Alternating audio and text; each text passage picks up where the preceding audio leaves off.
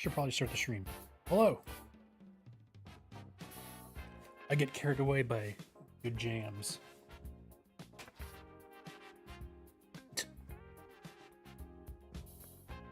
I'm doing something a bit different today. Well, for one, I haven't streamed in a while, but also we're playing a bunch of Saturn games tonight. But I'm doing this for research. I'm writing another video right now. Got a lot of it done already, but I need to play some more stuff to get the juices flowing for writing more again. So, this gets underway.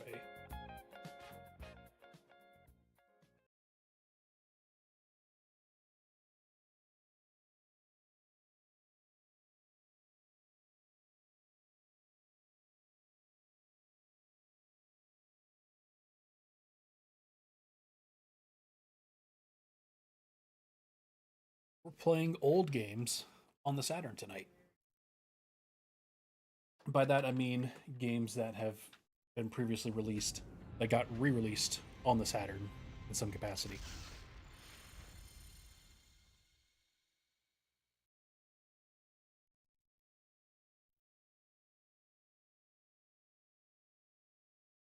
And I immediately thought about this one, given all the recent digital Eclipse games that have been coming out, or Goldmaster stuff.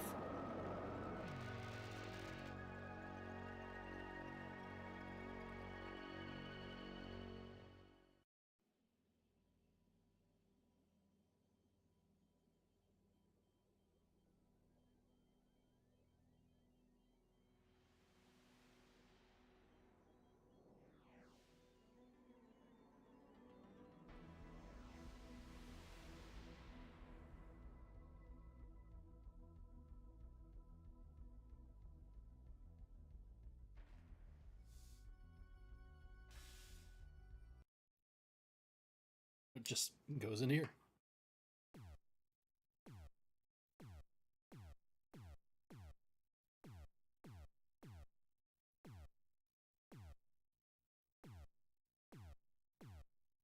Alright, a decent selection. Start with Robotron. Got a bunch of classics and bubbles.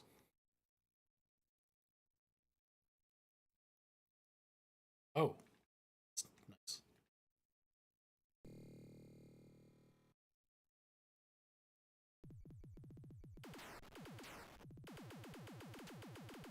So that works.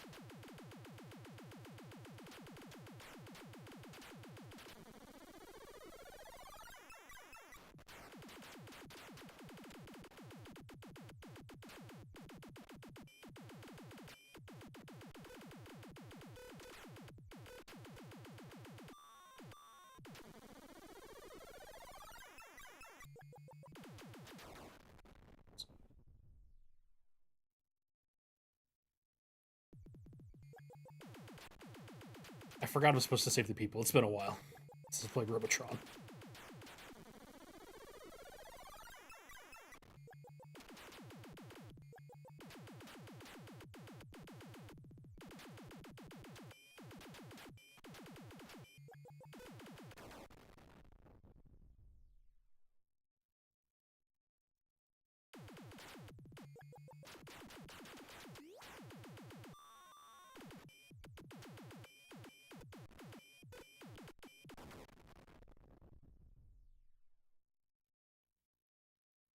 I didn't realize I did a two-player game.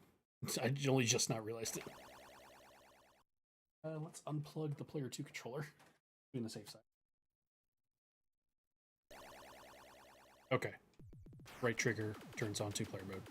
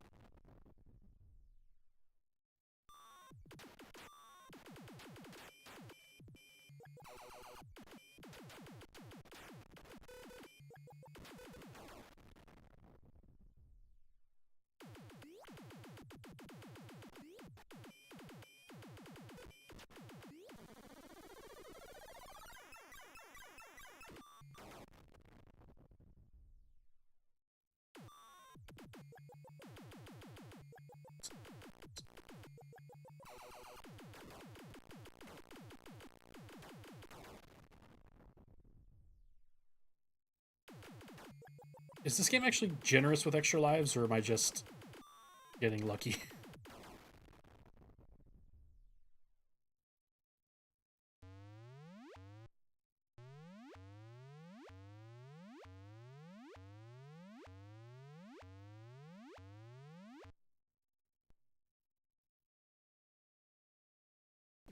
Seems like a good version of that game.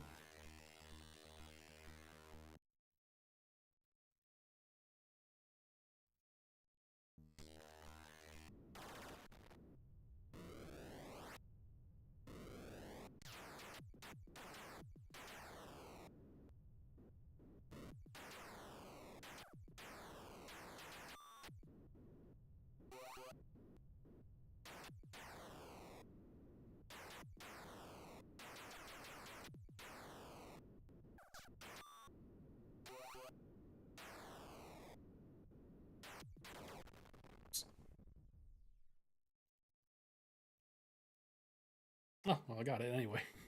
Nice.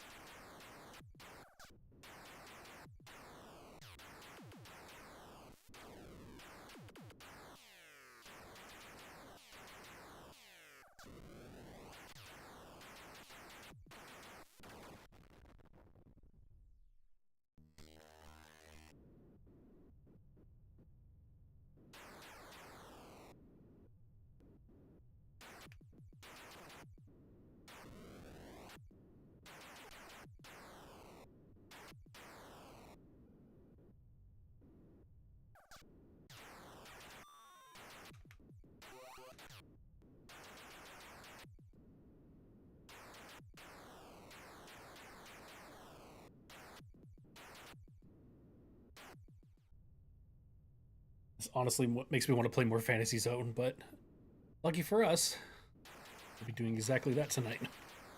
At some point.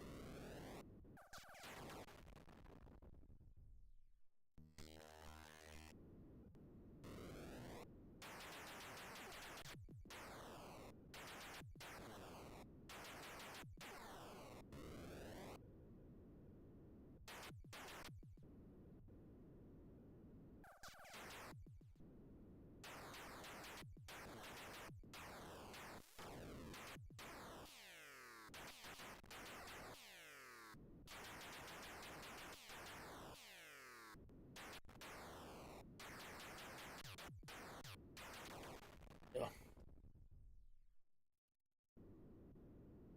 Everything just feels so touchy.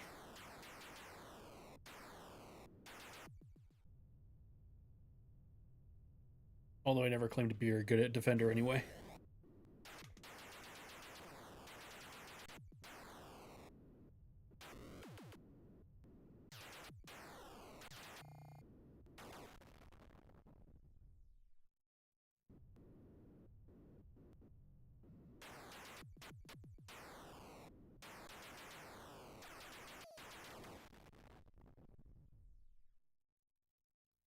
All right, defender 2.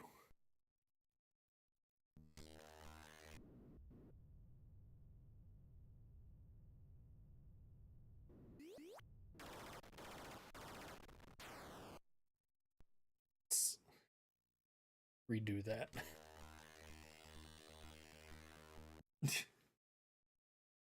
A flashing light warning, by the way. Jesus.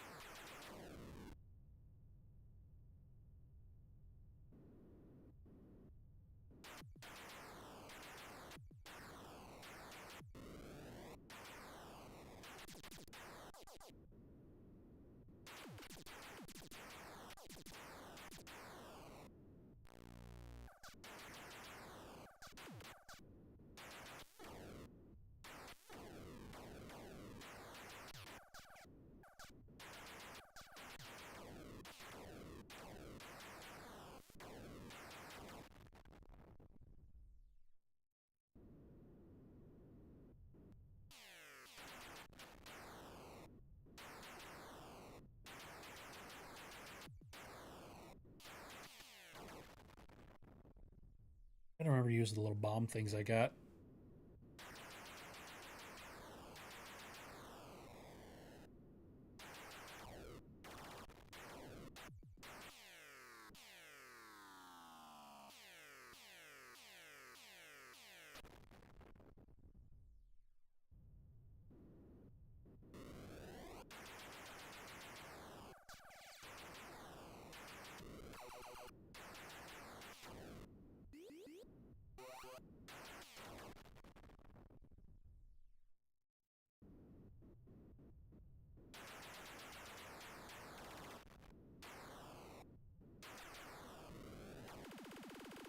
Holy shit. Jesus. The fuck just happened?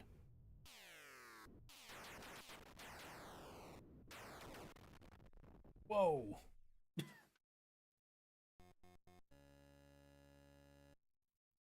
I'm good. Let's go to Sinistar. Holy shit.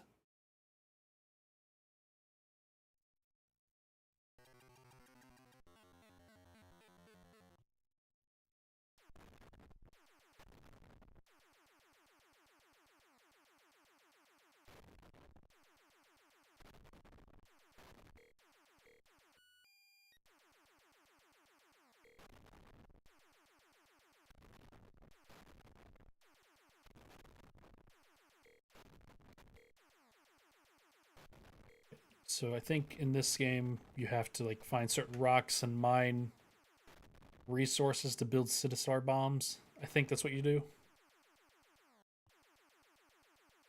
Yeah.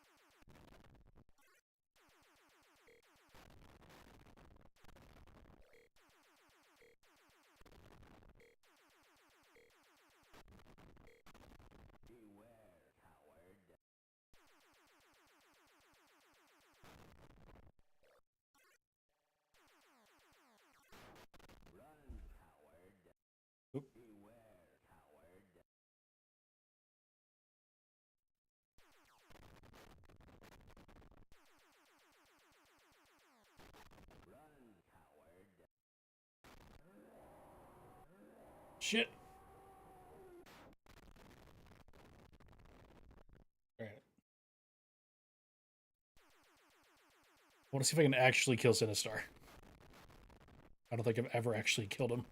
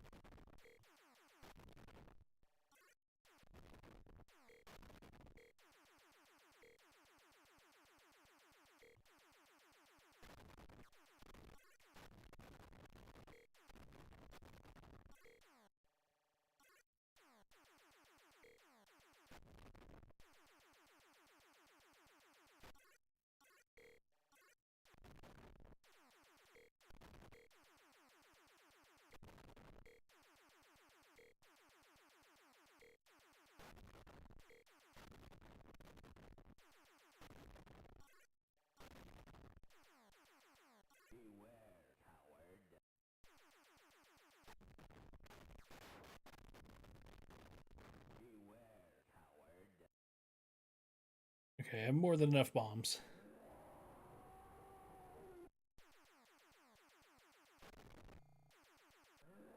Fuck.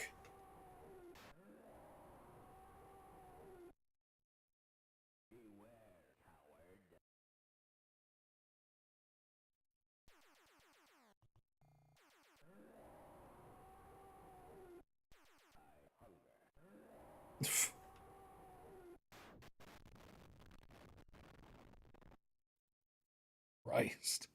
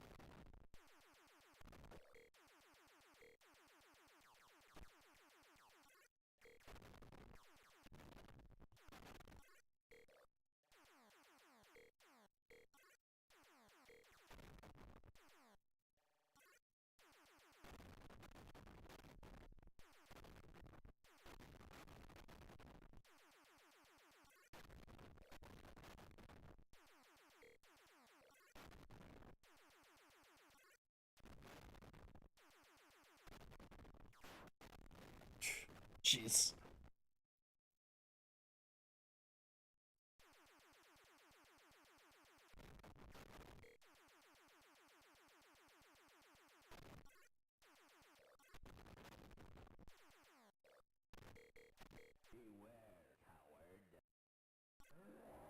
Oh my god.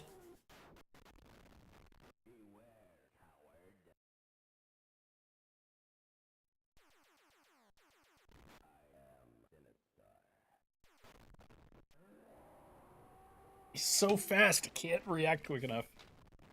Like, I see him on the radar, but, like, there's so much shit around me.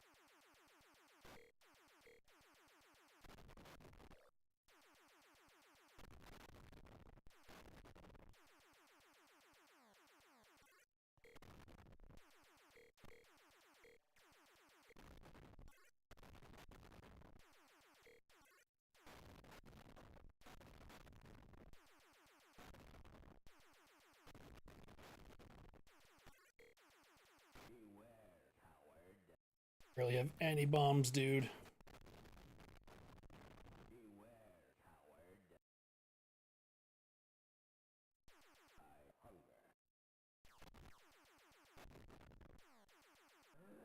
Oh.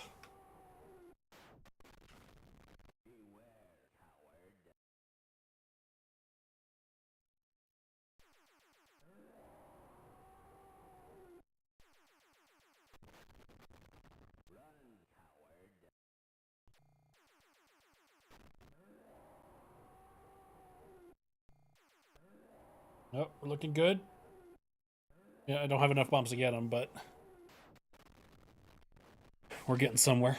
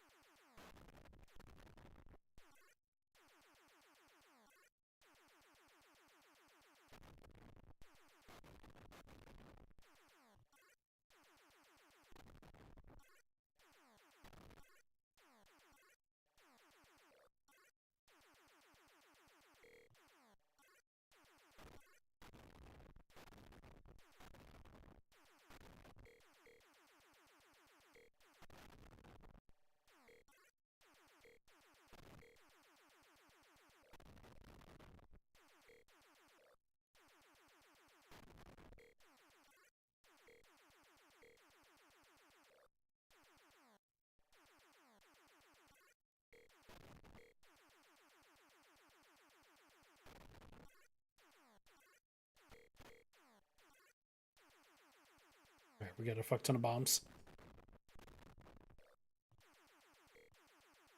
We stock up even more.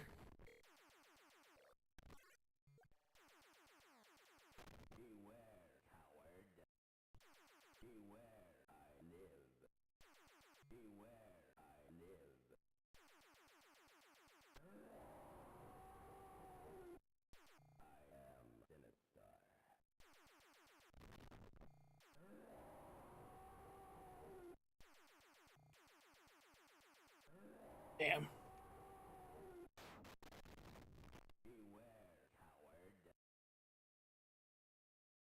think we can do this.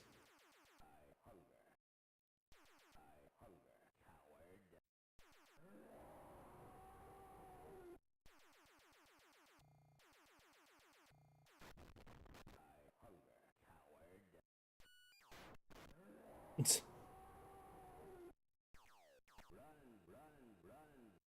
little turret fuckers, dude.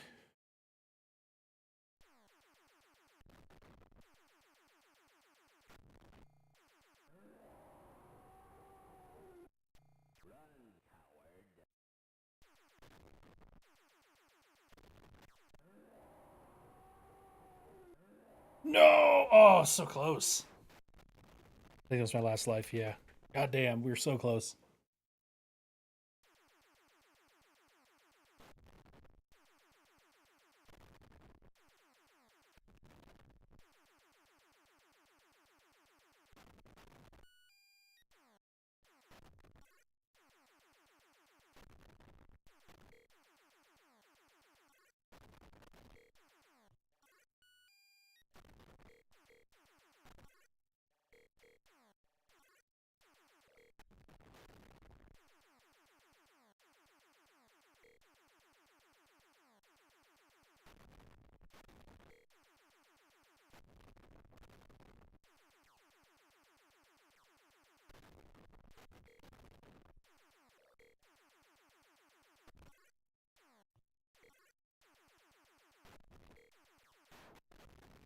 Hmm.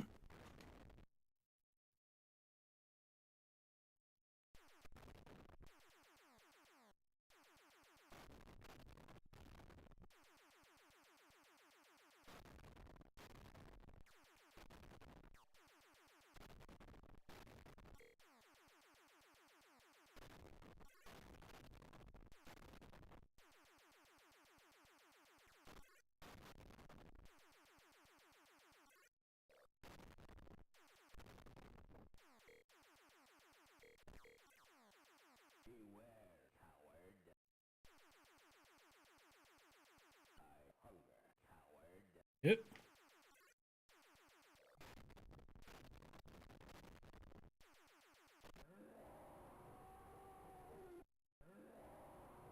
Okay.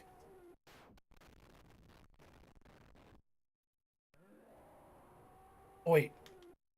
One of my bombs hit him after the fact. Okay. You might be able to do this. Never mind. All right. One more. Let's get one more in, then we'll go to the next game.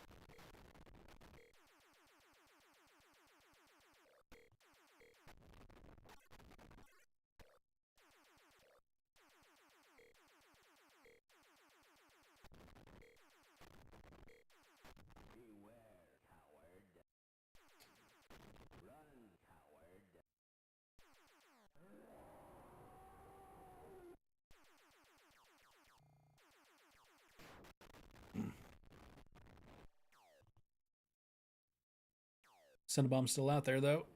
Got him.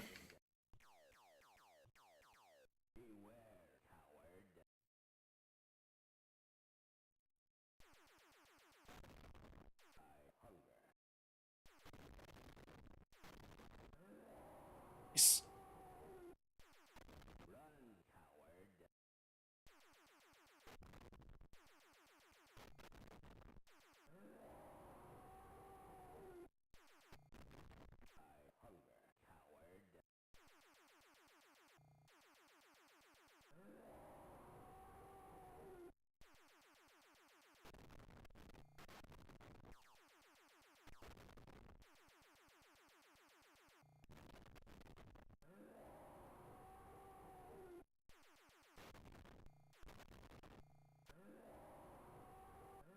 Oh, man.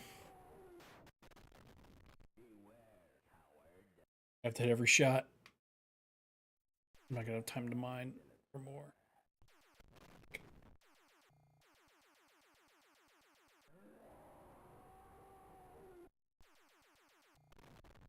Damn it. Fuck, dude. Ugh. This is a good game. Sinistar is a good game. Always was.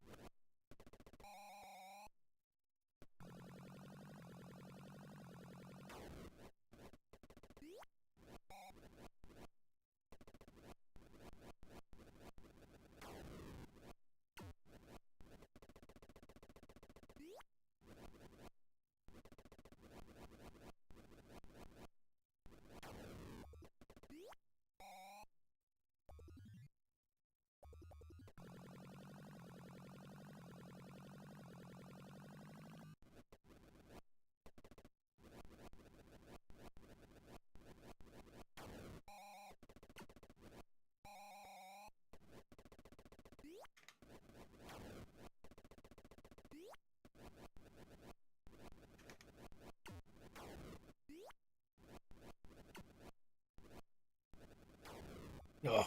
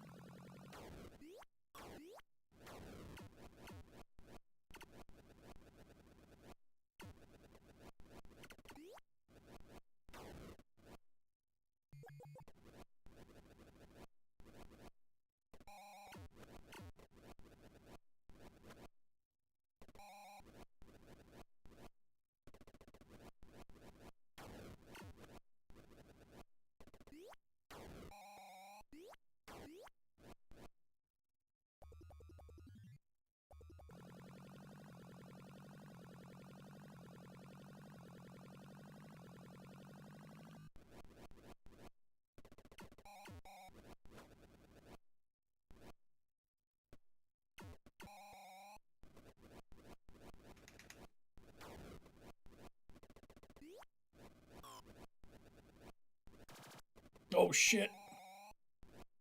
That dude's getting grabbed.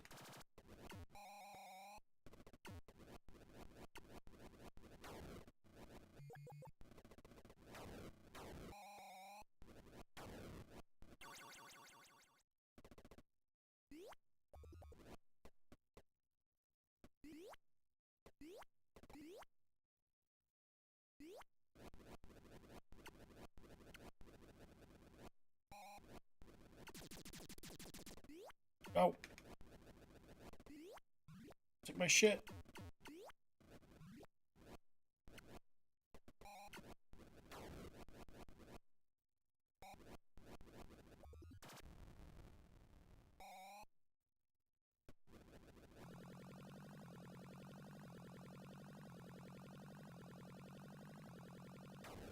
Hmm.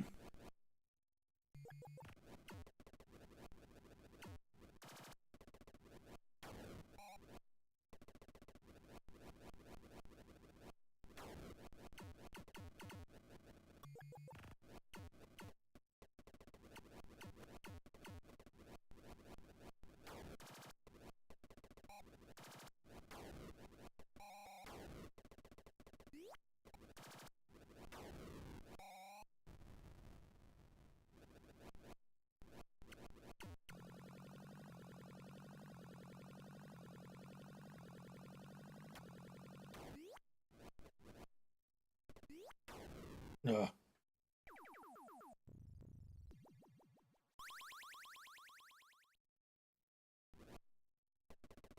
Get another one in.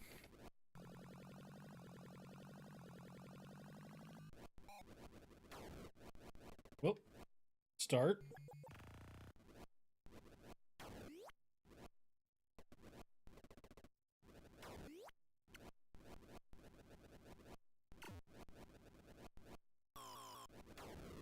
Oh.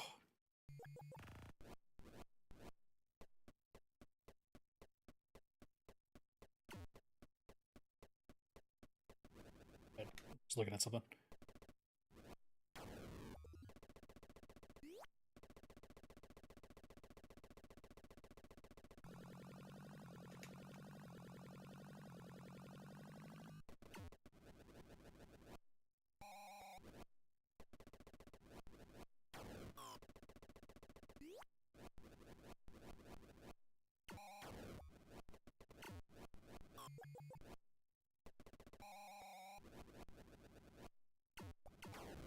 Whoop.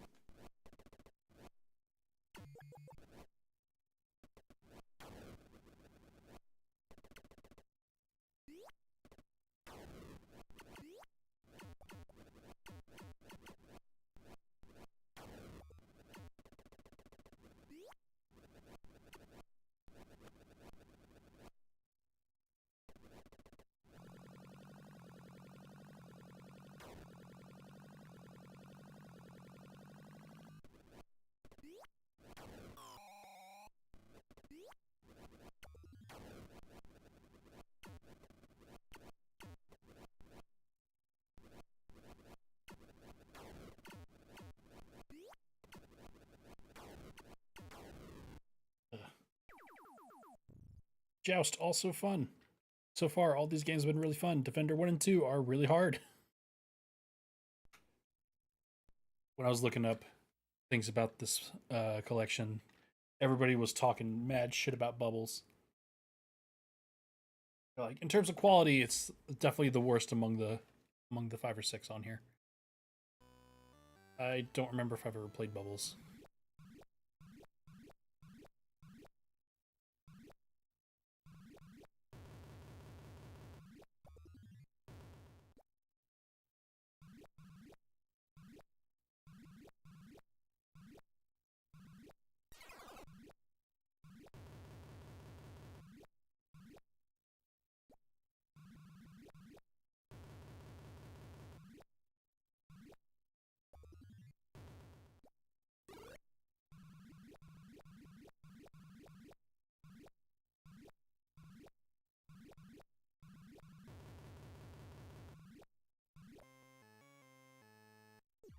Did I just not kill the big ant?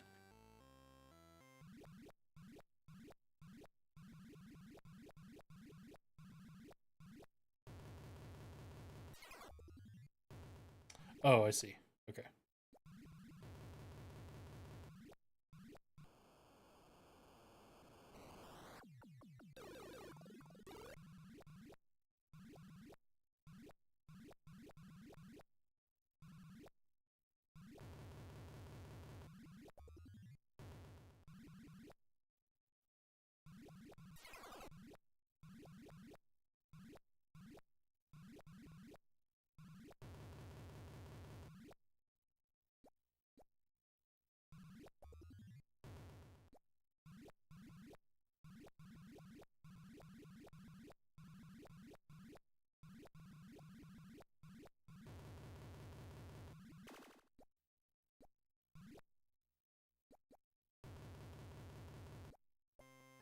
No.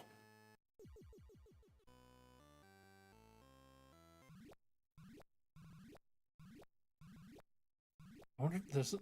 I wonder if this game actually had its own like unique control scheme. Like, was this a trackball game or something?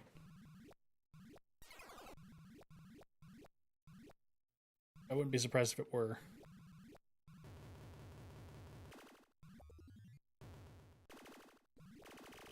So I can interact with this to an extent, to a point.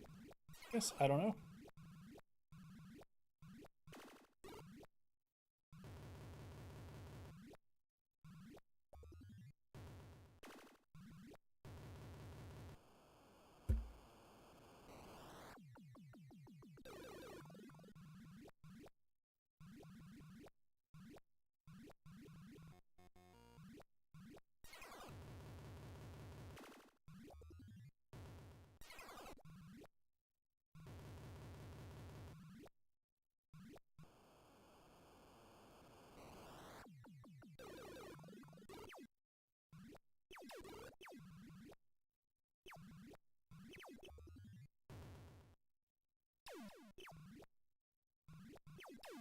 I will say this is probably the weakest game on here. I wouldn't call it bad though. Like, this is fun.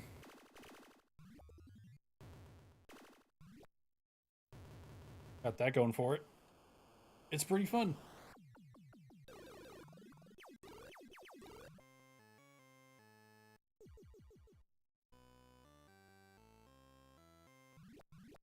You have a certain size to touch the brushes, probably.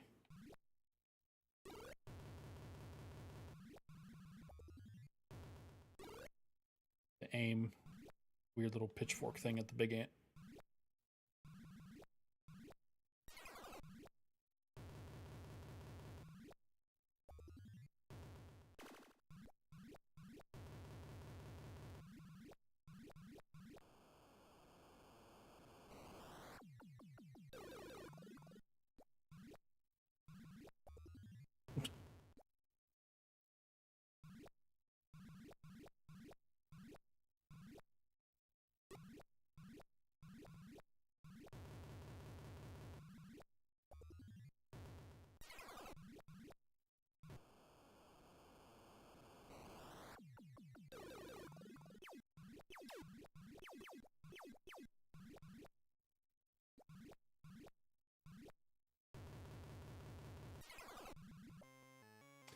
What the fuck?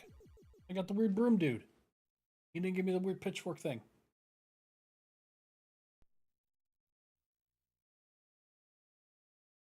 Let's go. Oh, okay. A little history of each game. Nice.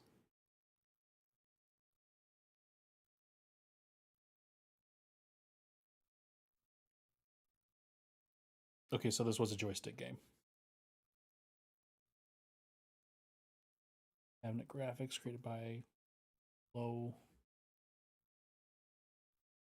I have to look at what did a Bubbles cabinet look like.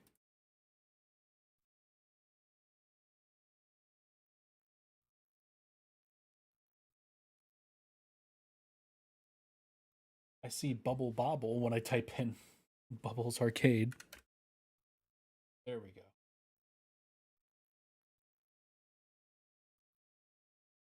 It's very unassuming looking. Hold on. We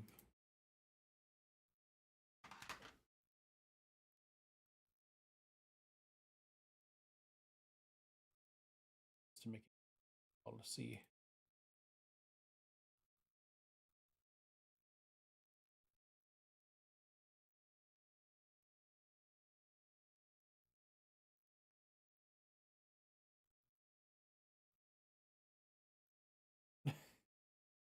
Should have thought of this beforehand.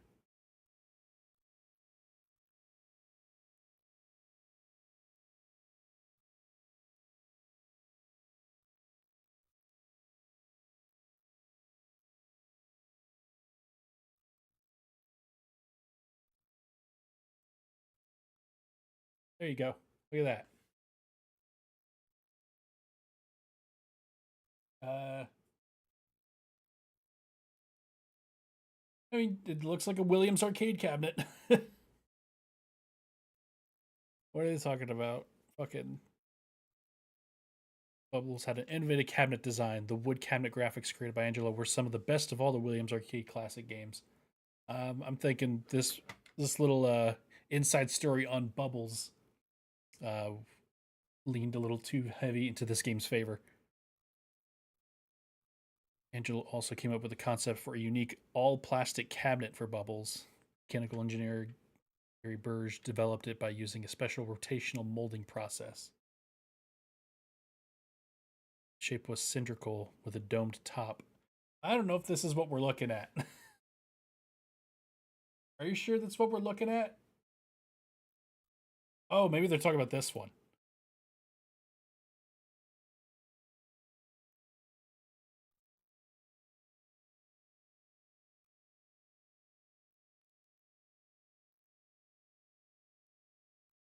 That looks cool. Okay, that looks a bit more.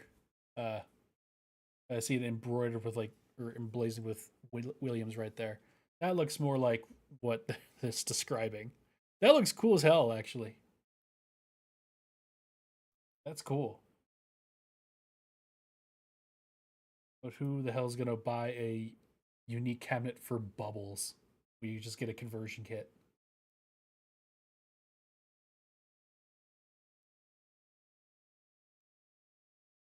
It looked neat. It looks cool. I'll give it that. But I don't know. It's just Bubbles.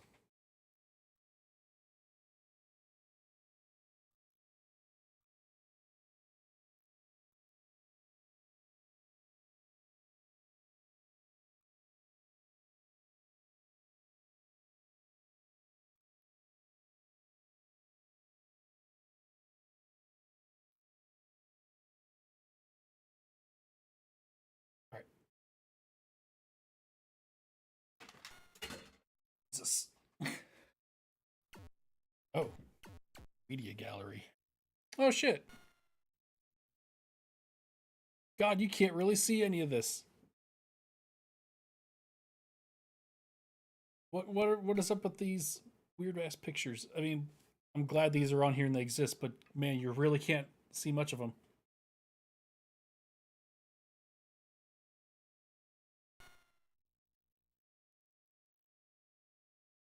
What of about 500 full motion cruising USA games?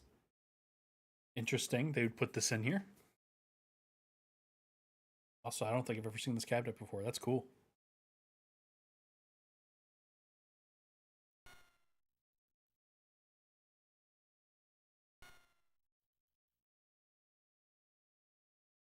Direction sketch.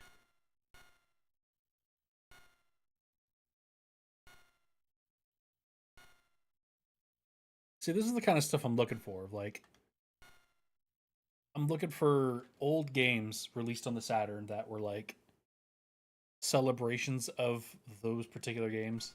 You know, like they're not just a contemporary re-release. They're like meant to be like retro re-releases. Radio Office Lounge. Interesting. Oh man, look at that Sinistar.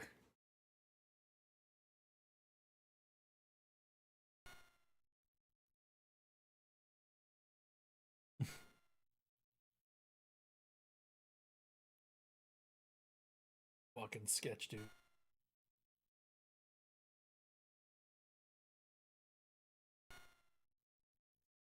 It's cool.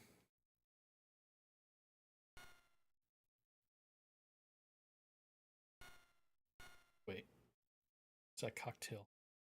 Only two player side by side. Yeah, I was gonna say. Interesting looking. Joust pinball. I've played this a couple times. Still existing collector's hands. Yeah. I've played this a handful of times at Cincinnati every year. It's fun. It's cool, but like it's more novelty than anything else.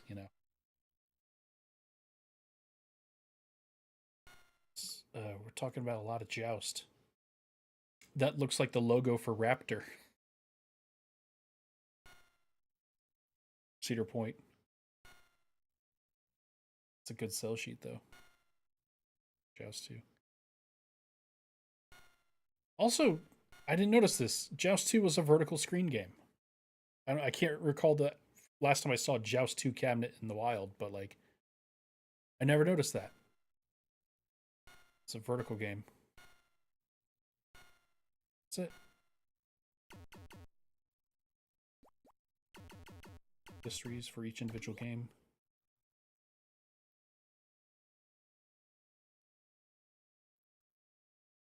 Some of the most creatively programmed strings of code in the history of computing.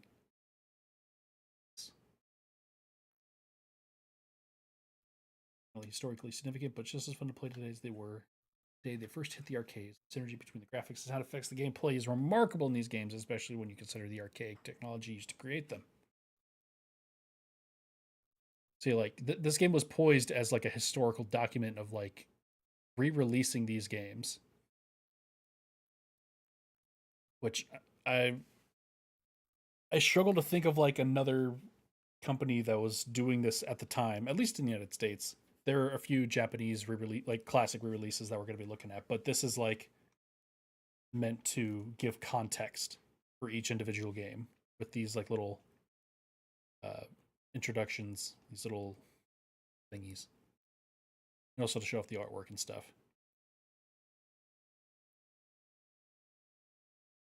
Still stalking out bold new territory with Cruising USA and Mortal Kombat 3.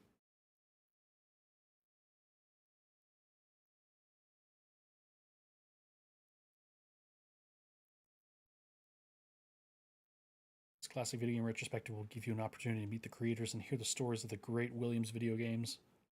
Most of this exclusive material has never been seen before by the public. It's a small step towards preserving the history of an industry that is sorely underdocumented. See, they figured this shit out when did this come out, 95 or 96? Like, the industry wasn't super old. It wasn't young either, but like, this was definitely forward thinking.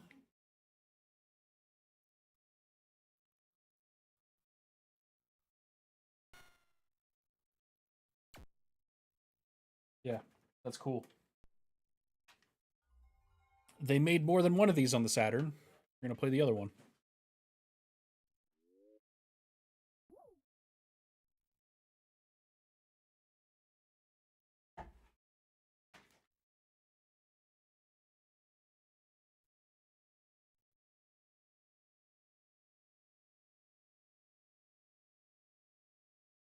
Unsurprisingly, a lot of collections remained in Japan, but this one,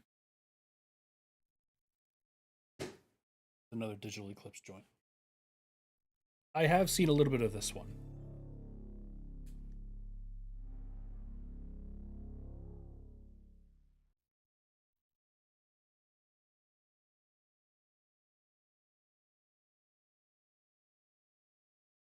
if there's any people we recognize that are still there.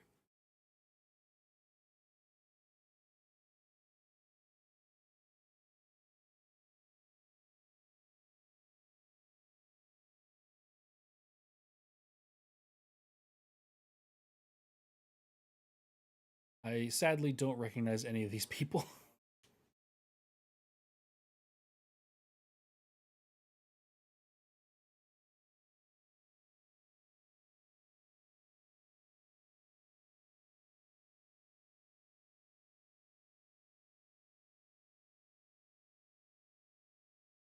Put the credits for the individual games in there too.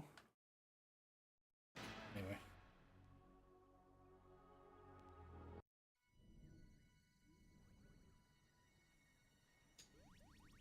Space station motif again. But this one, I think the menus in this one are a lot cooler. This is neat.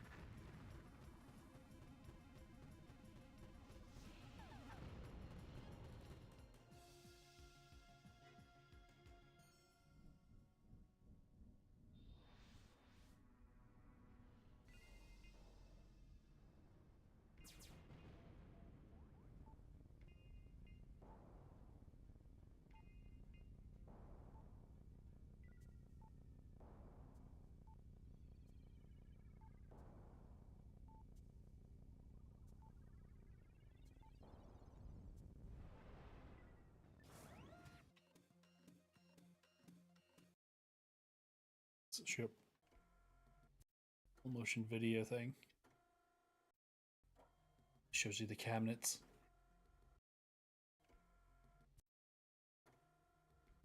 Let's get a history for. Let's look at the history first. Atari was founded in 1972 by video game pioneer Nolan Bushnell, the man who had created the first coin-operated video game, Computer Space, and had brought Pong to the masses. Although the early games were impressive simply because they existed, Atari's coin-op division truly entered a golden age in the late 70s and early 80s, when titles like Asteroids, Battlezone, and Tempest ruled the arcades.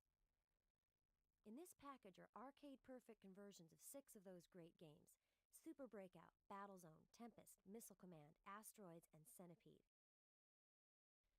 Together, these games have grossed hundreds of millions of dollars in arcades across the world, and thanks to special emulation technology from Digital Eclipse, you can now play the games on your console system exactly as they were in the arcade. Even the bugs are still there. But just playing the games doesn't do them historical justice, which is why we've provided background information and exclusive insight into the games from the creative geniuses behind them. Ed Logg, who created Asteroids, Super Breakout, and was co-creator of Centipede with Donna Bailey. Dave Toyer, who created Tempest and Missile Command, and Ed Rotberg, designer and programmer of Battlezone. What was it like at Atari during this golden age? How could so many great games come from one company? As Ed Rotberg explains, the people had a lot to do with it. I think one of the really wonderful Like things this shit's about cool. having Like been this is during that period of like an time, insight of what they're trying to do with the Goldmaster series now, and they were doing this work there, like the in the entire in the mid not '90s. just as You know? individuals, but we not only worked together, but we socialized together, we played together. It was a real camaraderie that I've never seen quite duplicated to that extent anywhere else. With such creative people around, Atari took an interesting tack towards game development. Once assigned, a project was under the direction of a single programmer, but game concepts were developed communally at off-site brainstorming sessions. Here's Ed Rotberg discussing the sessions. The brainstorming sessions really reflected a lot of the culture that went on at Atari at that time. And I'll turn the volume. it was really nice. People were, encouraged to submit ideas and not be critical of other people's ideas, but to take them and run with them. Eventually, they became more, people became more and more prepared. They were less extemporaneous than they were in the early days, but it was really a hotbed of creativity. We had a number of extremely creative, as well as technically proficient people at Atari, and it was just a wonderful time to be around all that good energy and all of that creativity. Of course, not all the creativity went towards finished products. Quite a bit was devoted to just having fun. Atari was an entertainment company, after all. Most of the jokes grew out of strange products, and often they came at the expense of an engineer's favorite target, the marketing department. Ed Log explains how one aborted game concept, turtle races, that popped up at every session turned into a long-running prank.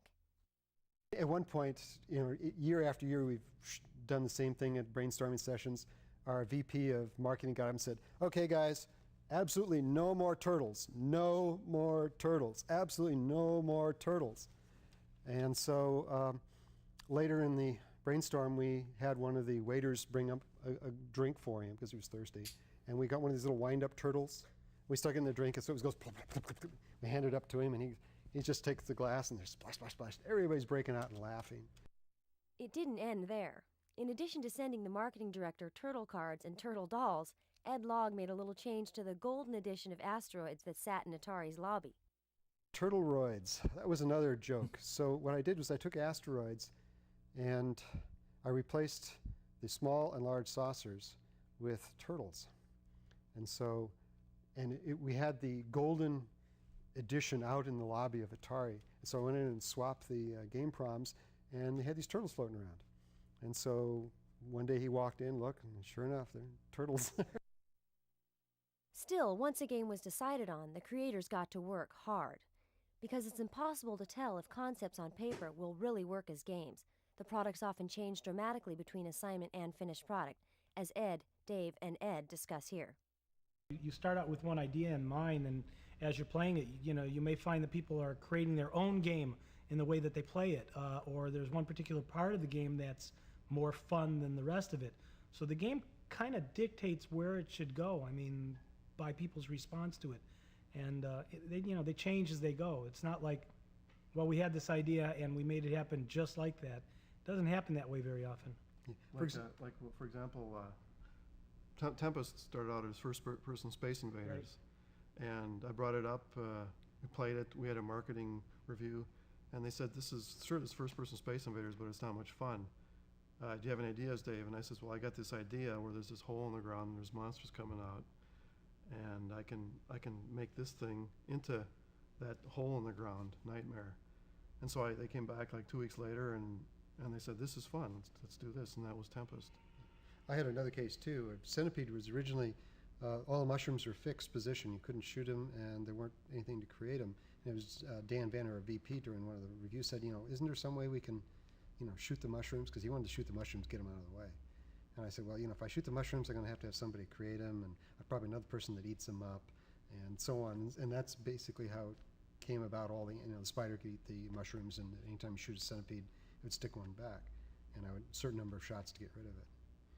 And so that's how game developed. And once I added that, it was suddenly, this is fun. Even after a game was mostly done, it was still possible to make changes. That's where the field tests came in. In field tests, which are still done today with new coin ops, a prototype version of the game is secretly shipped to an arcade to judge players' reactions. If they're good, the game moves into production. If not, the project is either killed or revamped. The period just before an initial field test is the most stressful in the development cycle. To kill yourself to get your game ready for the field test. Yeah. I mean, you'd work around the clock, sometimes 4 days in a row without sleeping. And when those results would come in, it was, it was worth it. Yeah. It's like you'd look at them, and if they were good, it was like, wow, this is the best feeling in the world. And if they were not so good, what can I do? In fact, for Ed Log, it was the most important element in the entire development cycle of the game. For me, the most important was field test, where you can walk up, and if the kid puts his money in, sort of gets frustrated, but puts his money back in again. I'm trying to figure out how they made this documentary work.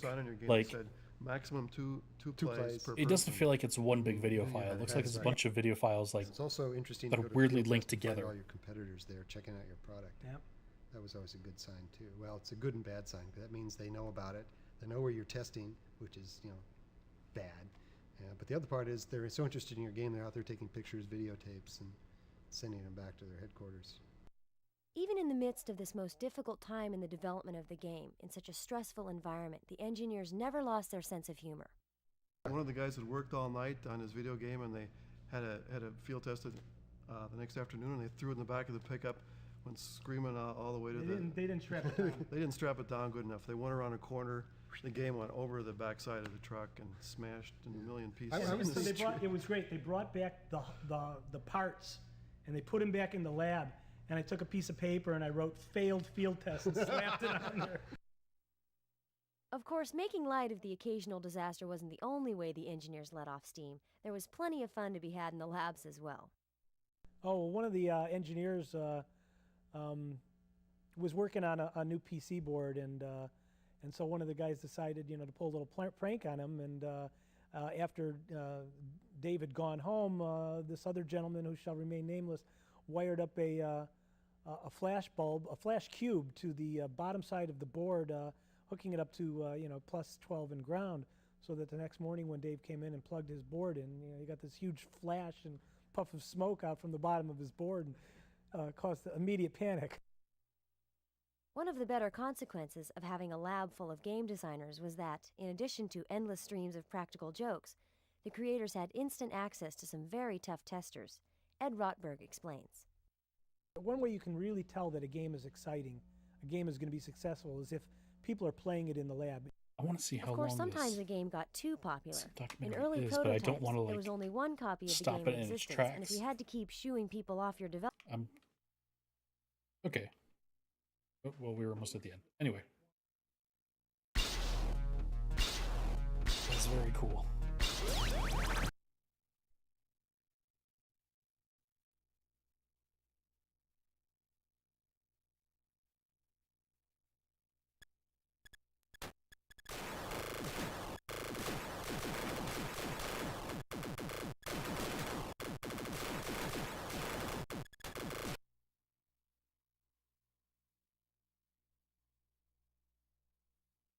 All right.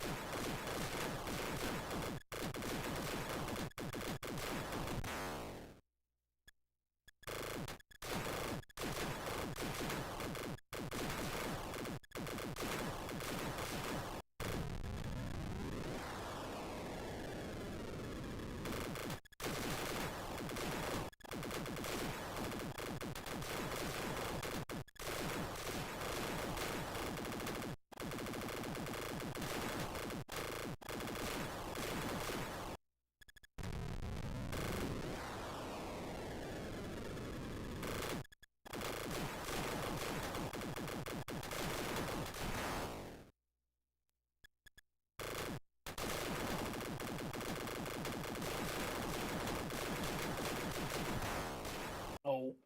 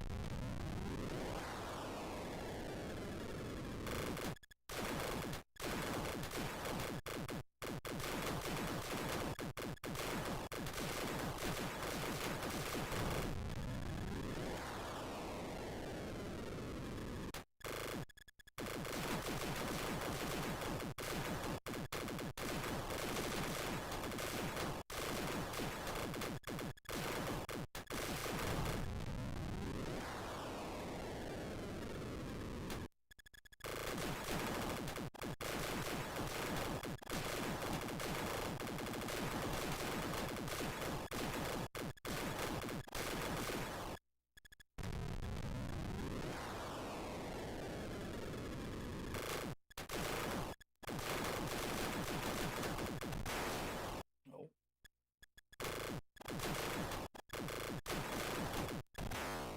Neat.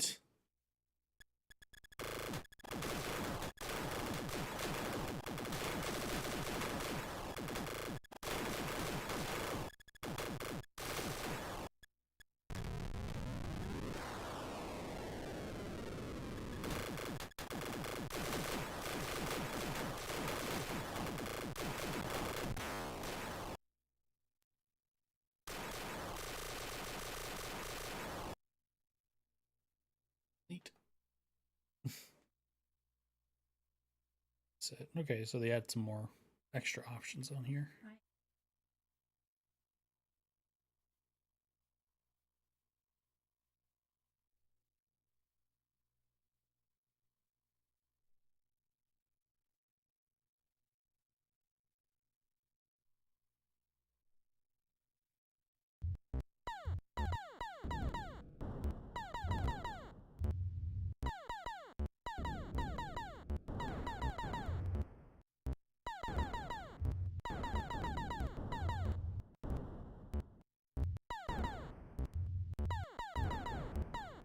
Like with the headphones that I'm wearing, like even like the bassiness of your rocket thrust is pretty good.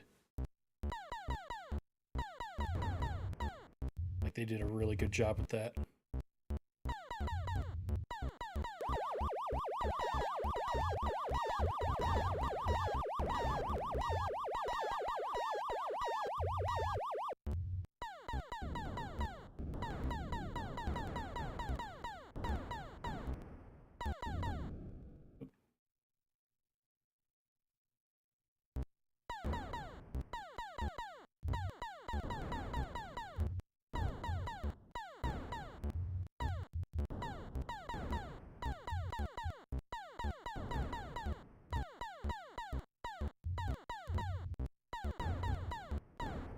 Nope.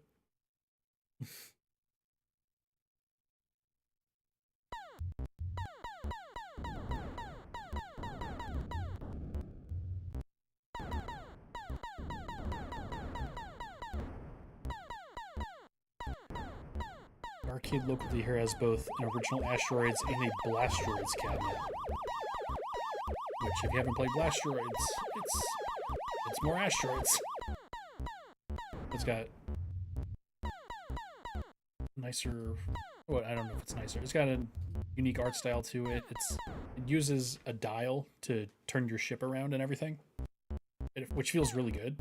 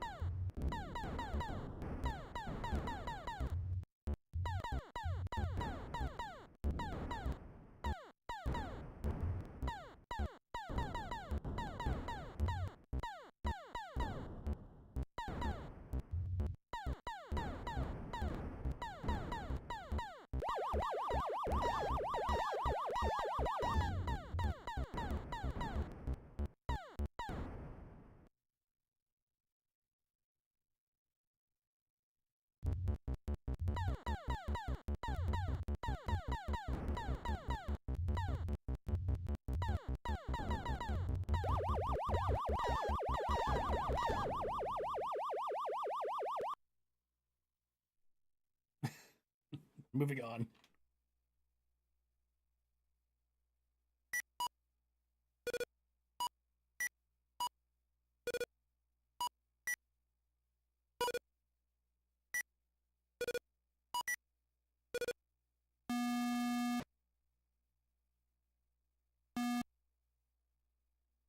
I control the speed. This. There we go. Modifier.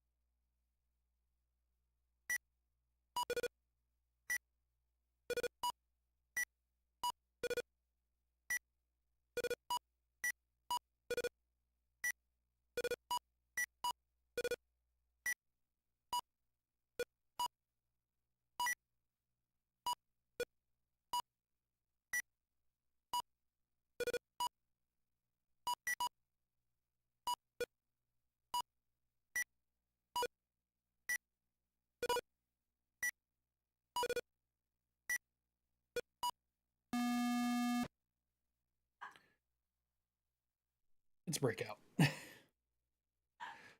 And so already I kind of have a problem with this collection.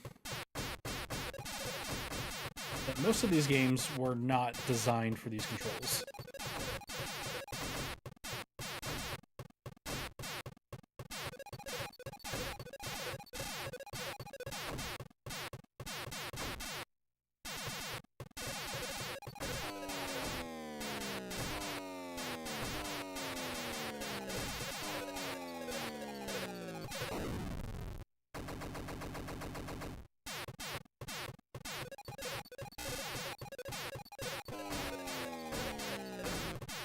Like, this does not feel good to control. At all. And yeah, it's meant for a trackball.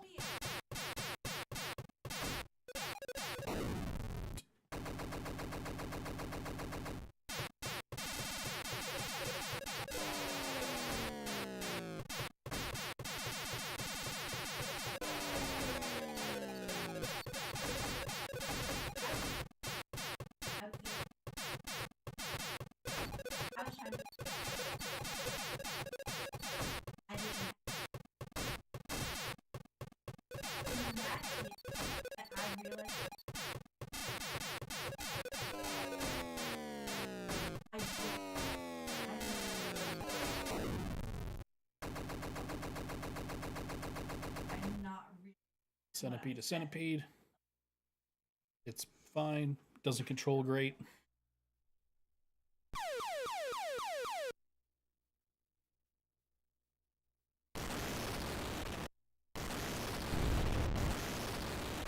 This button's stupid.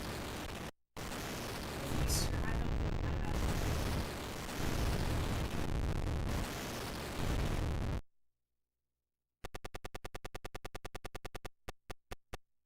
I wonder if this works with the Saturn mouse.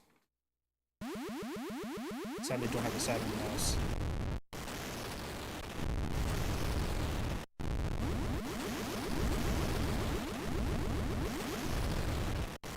Don't have a Saturn mouse.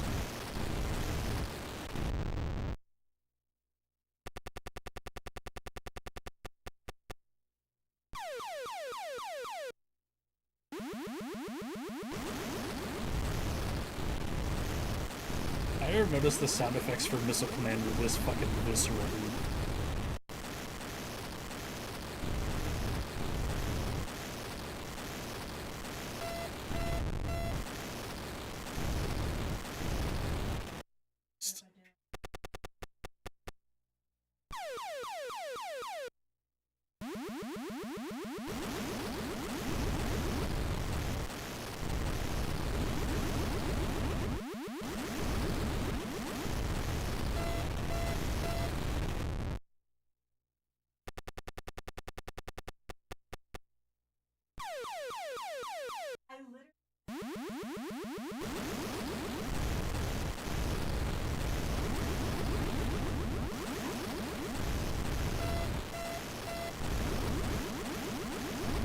Oh no! Oh no!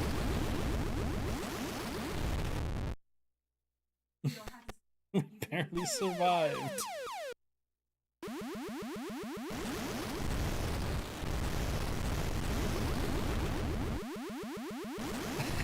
Oh no!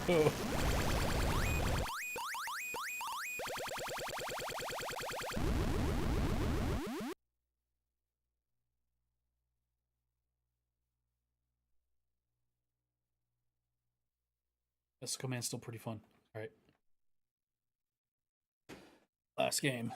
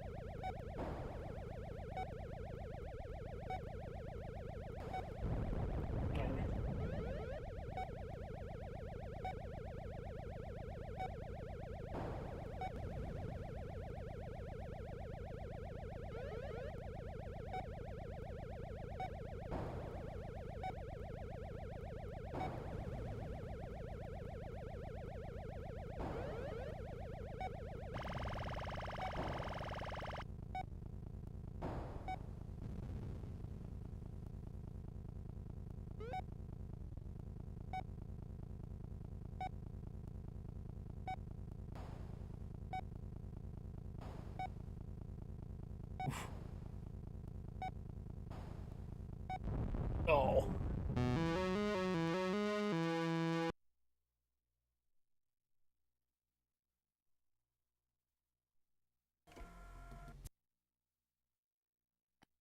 Let's One of the better consequences of having a lab full of game designers was that, in Let's finish up the addition to document. We're endless almost done streams with of it. practical jokes, the creators had instant access to some very tough testers. Ed Rotberg explains. One way you can really tell that a game is exciting, a game is going to be successful, is if people are playing it in the lab. Of course, sometimes a game got too popular. In early prototypes, there was only one copy of the game in existence, and if you had to keep shooing people off your development hardware, it could get annoying. This very situation led to a legendary Atari development prank.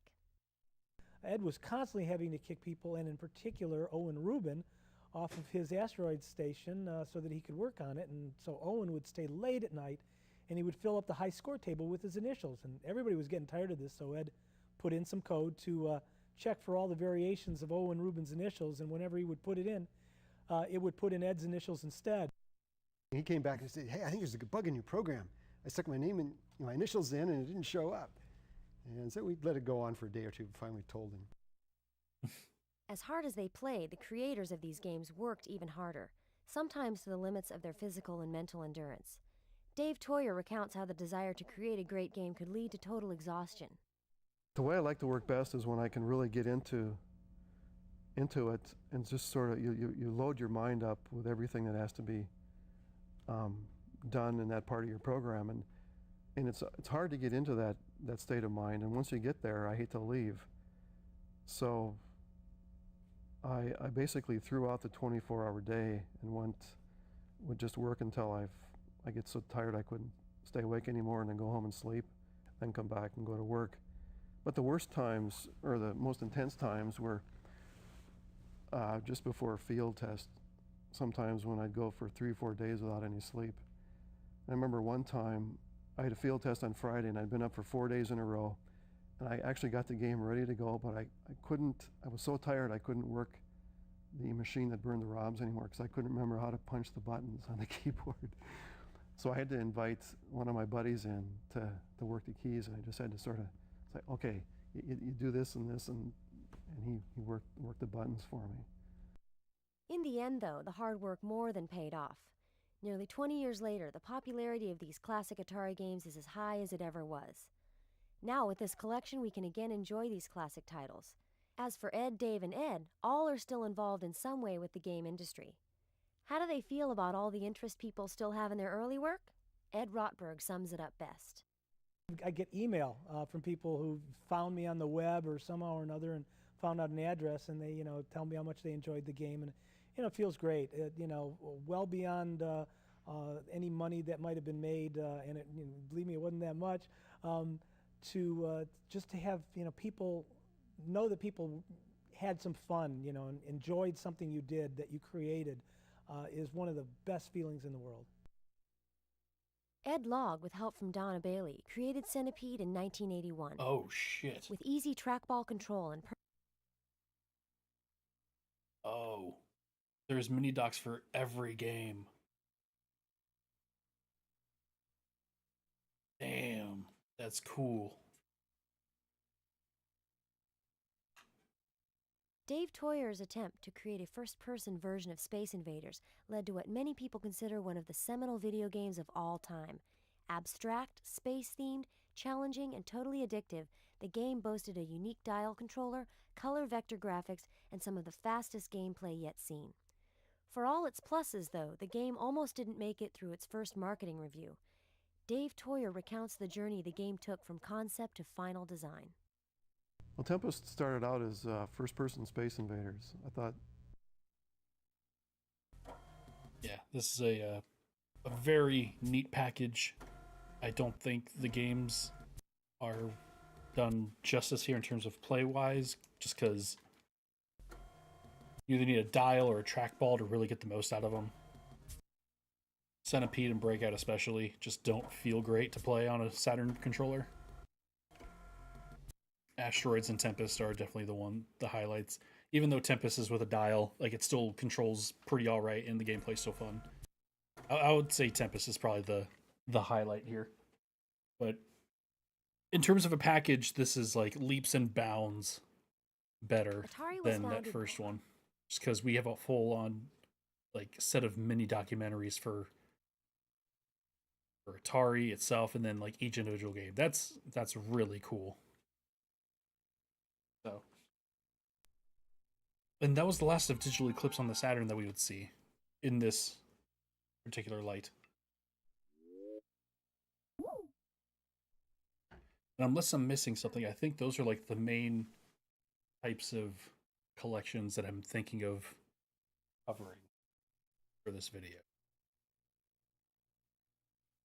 At least in the US. I can't think of any other collections of this type that would be just in the States. Just going to go through it just to be on the safe side.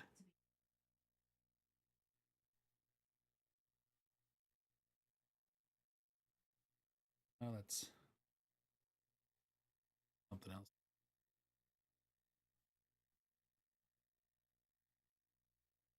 Yeah, I think we're really just looking at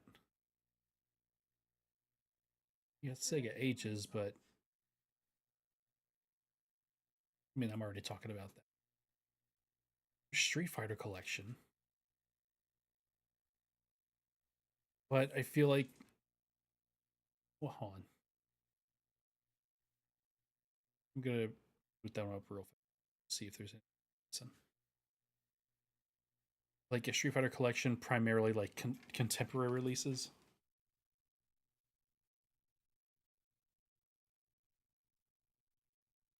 Super Turbo.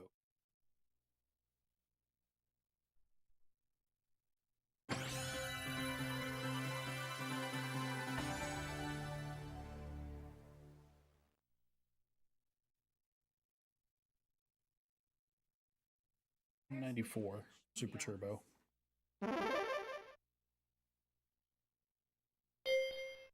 Turbo.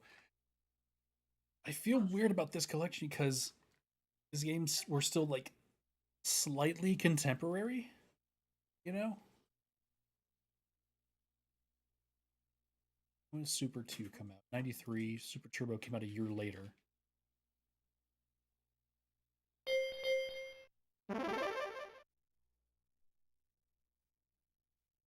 And then Disc 2, I think, was just Alpha 2 Gold. It's just a better or more up to date and the next iteration of Alpha 2.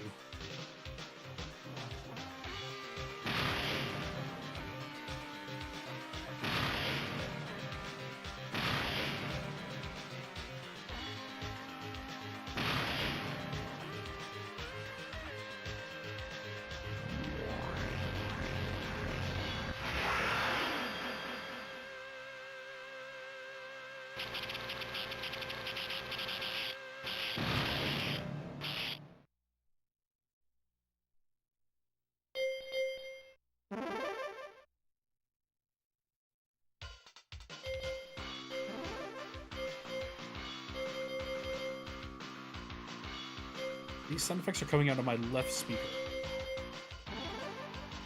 Interesting. India.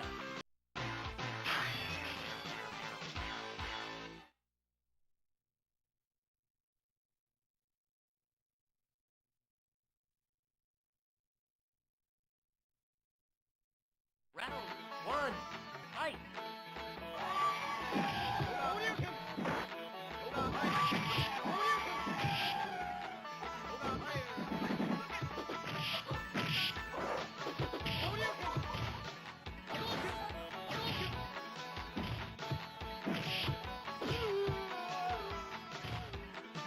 Collection. You win.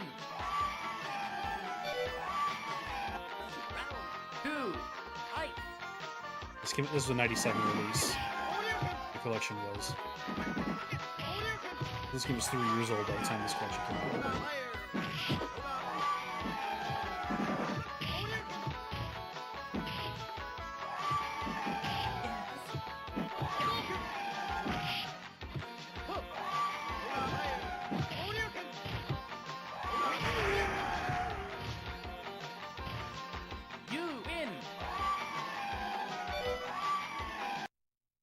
Capcom Generations. I think that's what I'm looking for. This came out. This included Super 2, Super 2 Turbo, and Alpha 2 Gold. Jamaica.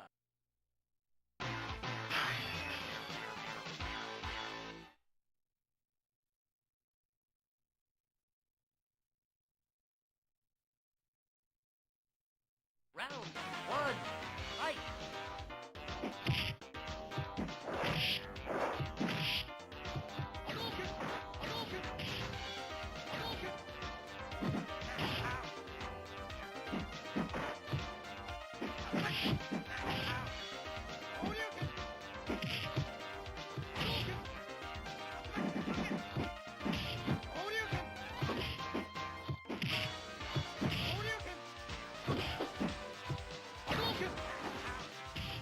Shit.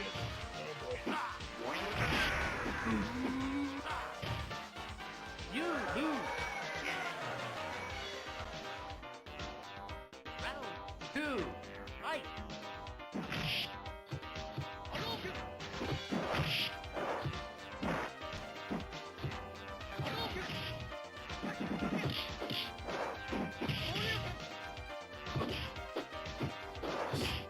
Some slowdown in this.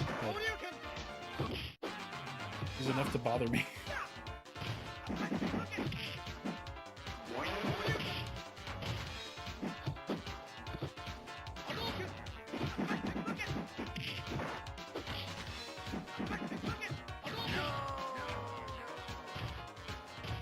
You win. Round three, fight.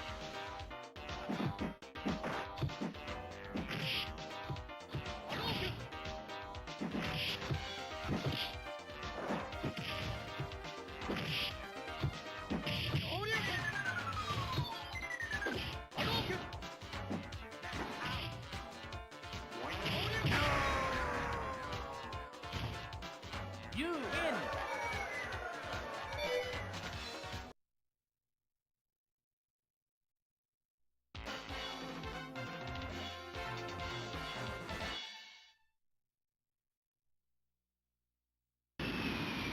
USA.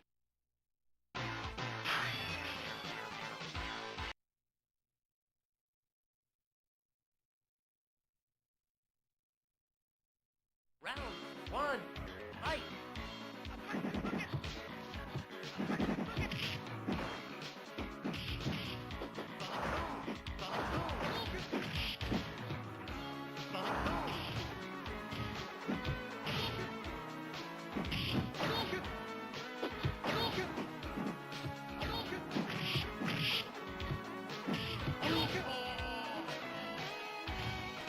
You win. Round two, fight.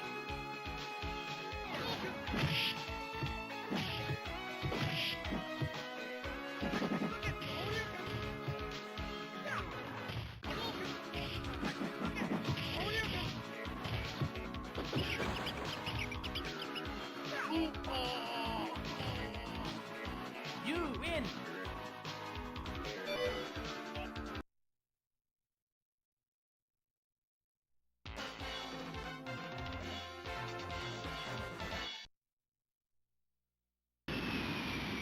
England.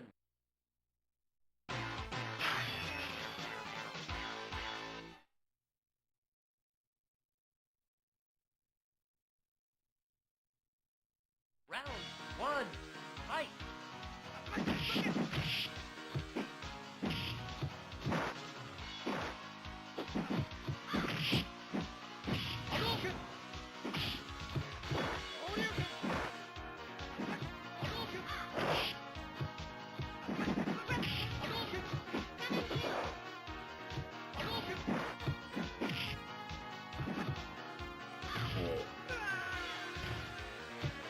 You lose.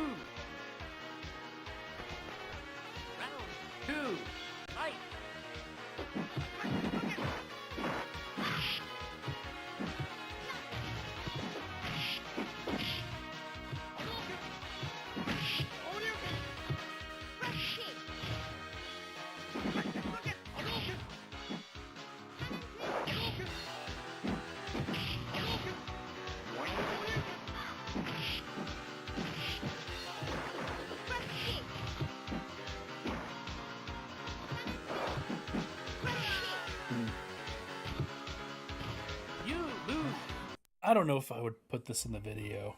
It's in a weird spot of like it's cataloging older titles, but the titles are only like at max 3 to 4 years old. But it also includes a new version of a contemporary game on the other disc. That's a weird thing. It might be worth a mention, but the ground rules I laid for this video more or less puts this in a category where I wouldn't mention it. Arcade gears. I need to do more research on these because I don't know if these were if you could consider these to be like contemporary releases. You know what I mean?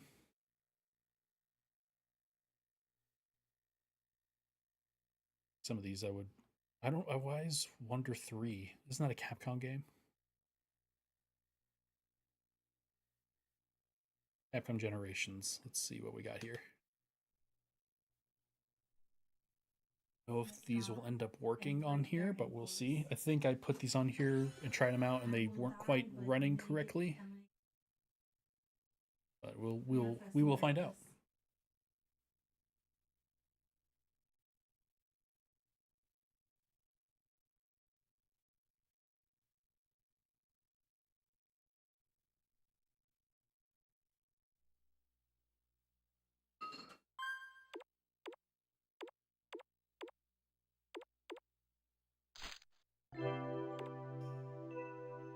Yeah, this is going to be worth a mention, this entire series. So we got 1942, 1943, 43 Kai.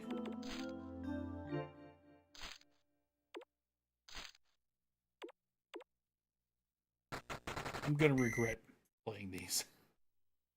Not that they're bad games, it's just 1942 in particular, just... It's got that sound, man. That's cool. It's got a little arcade poster right next to it.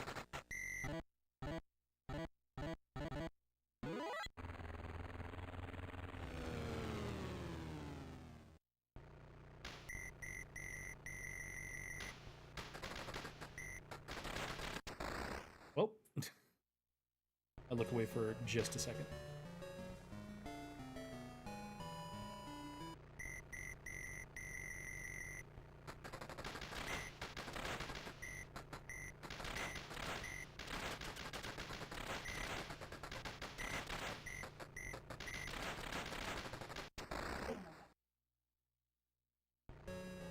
Fucking pre-fire, man.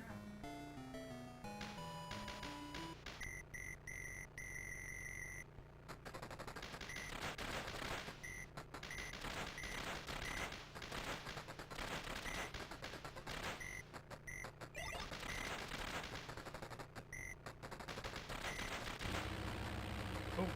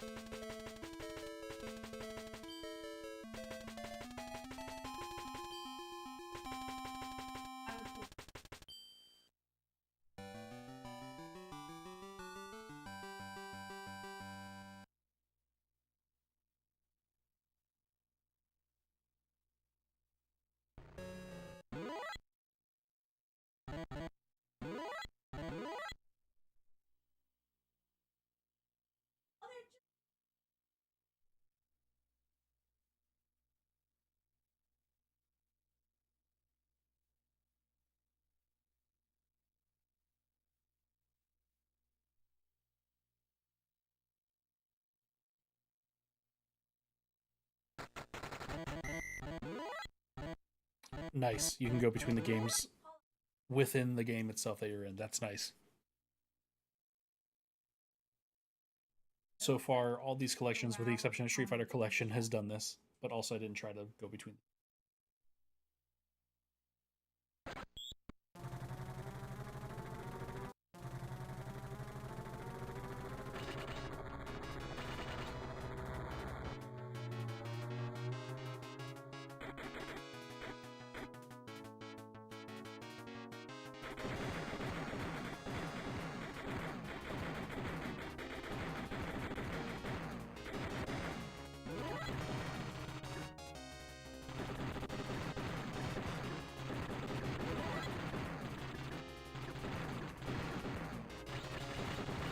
Honestly, didn't have much frame of reference for how different these games were.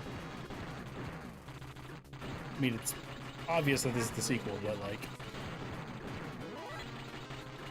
the only thing I knew about 1942 was the music.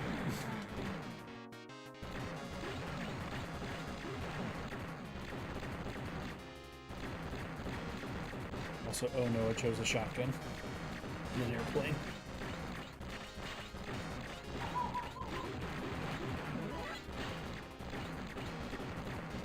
This game is infinitely better, though.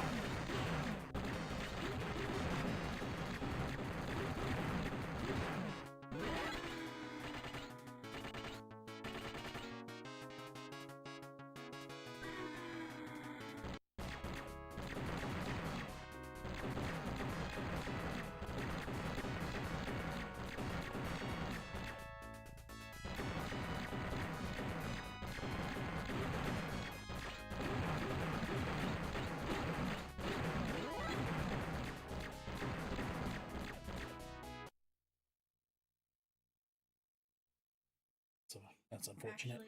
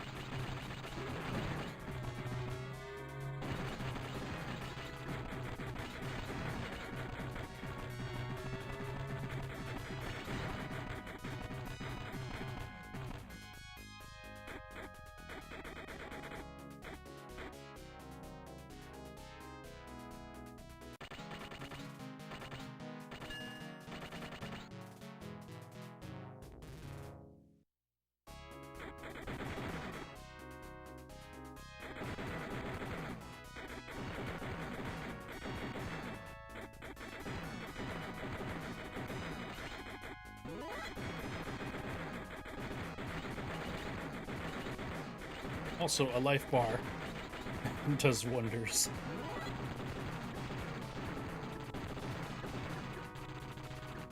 Just take it down on its own.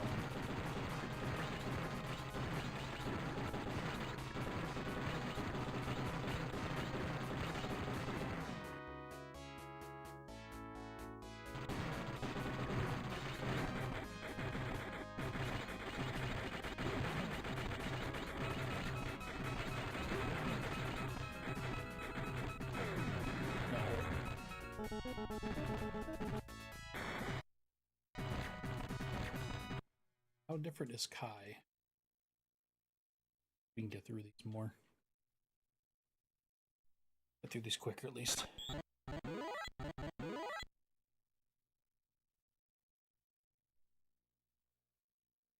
Honestly, I could do a whole stream where I just played nothing but the Capcom Generations games.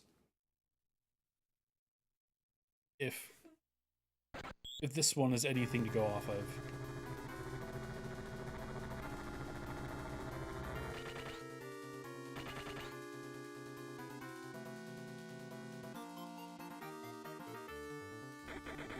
Different plane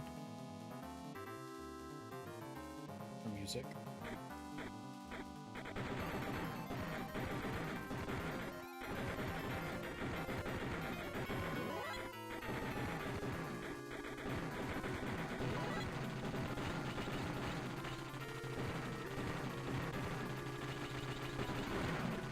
This is straight up just a totally different game.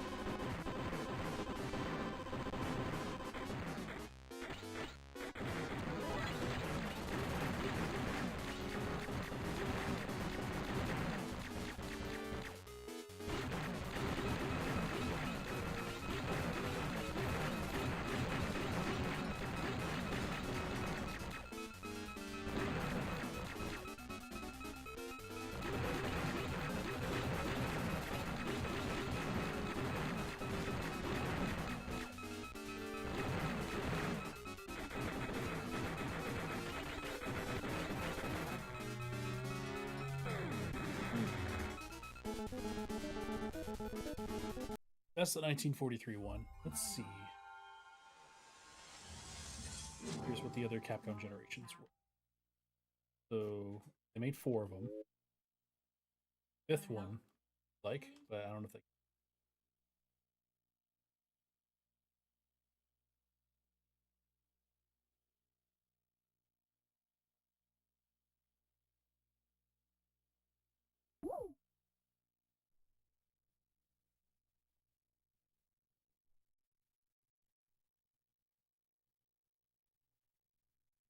So the first one was all the 1940 series. Second one is Ghosts and Goblins, Ghouls and Ghosts, and Super Ghouls and Ghosts. 3 is some of Capcom's their first few titles. Volga, Sansan, Pirate Ship, Higemaru, and XXZs, however you want to say that. And then Generation 4 is Commando, Gunsmoke, and Mercs. And Generation 5 is Street Fighter Collection 2, which has World Warrior, Champion Edition, and Hyper Fighting.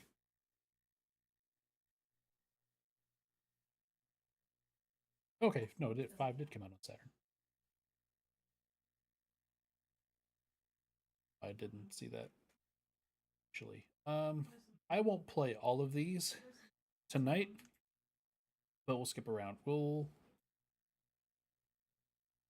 do the Blazing Guns one. We'll skip ahead. And if these offer like similar extras that the 1940X collection had,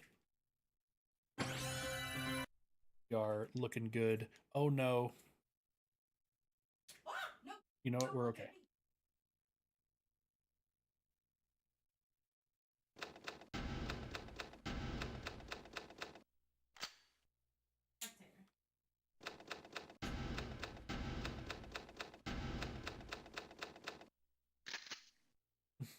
I just went and skipped it. Nice. All right. Yeah, these all have like a very similar setup.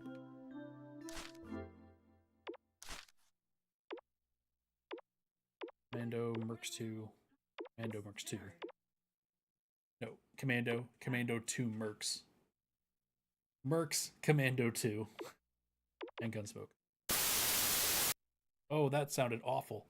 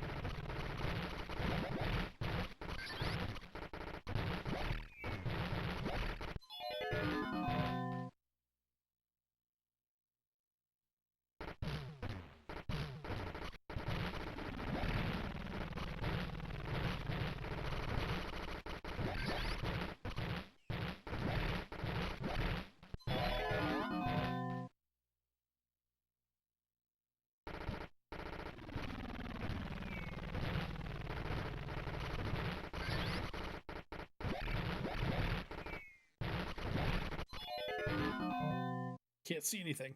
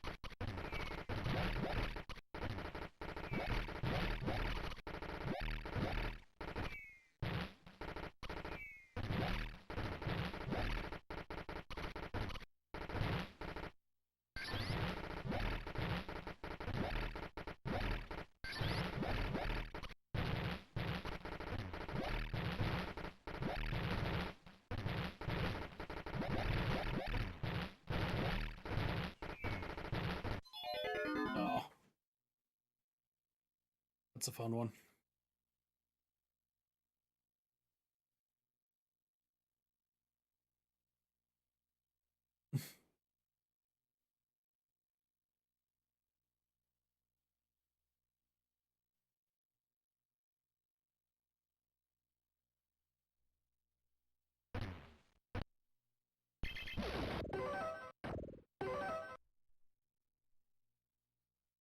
I go back and rest. Howdy. All right, Commando 2.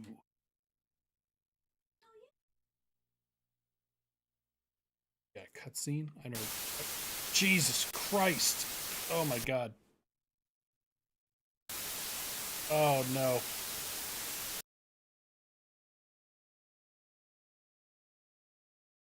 I've muted the Elgato.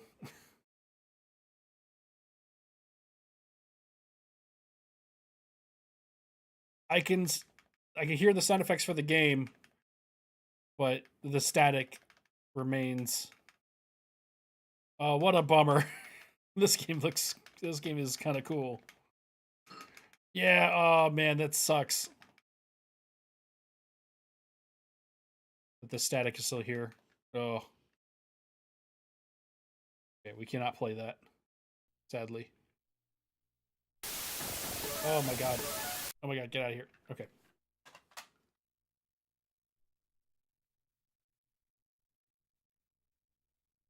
That's a real bummer. Oh, this one's affected by it too. Muting the Elgato again.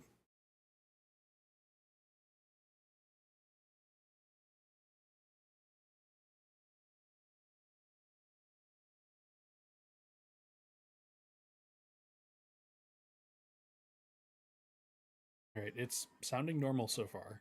I'm nervous when we get to the game. Okay, now we're good. All right, we're good.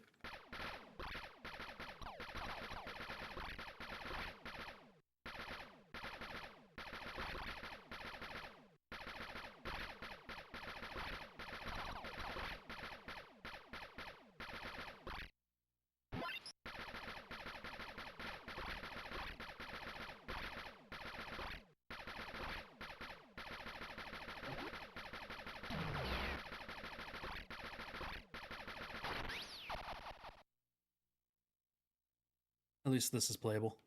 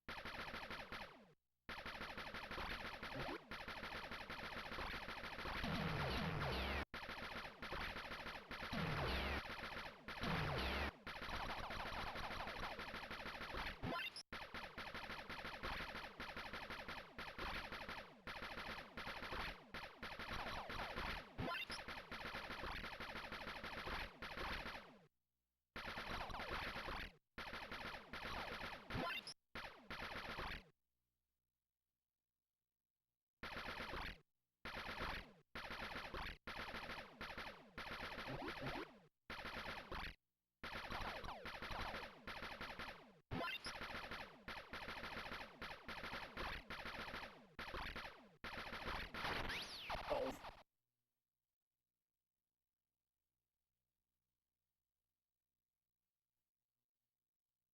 Oh, it keeps my speed boots if I stack them.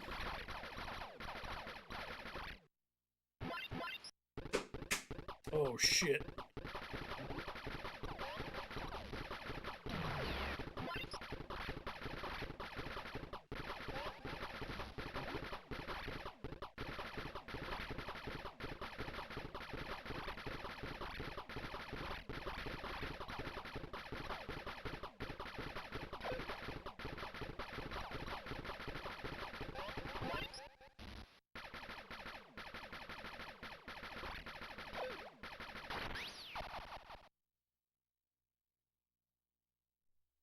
Seems like a good one of those. That's Capcom Generations. Nice little collection of titles there. 5 in total. Each has a max of at least 5. Or max of 5, at least 3 on each of them. Let me try that again. A max of 4, a minimum of 3 games per disc. There we go.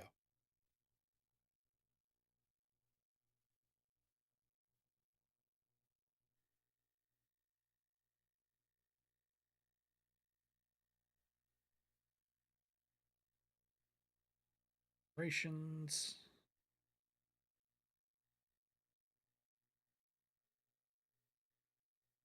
Should have just made a list. That I have. IRM Arcade Classics. I think I've played this one on a stream before.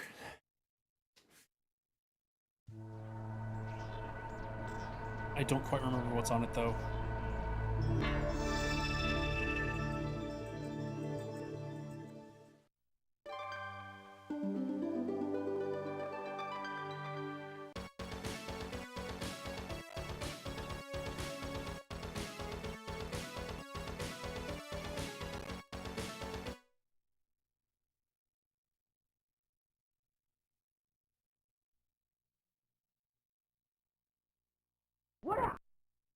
I may have accidentally started a Spartan X first.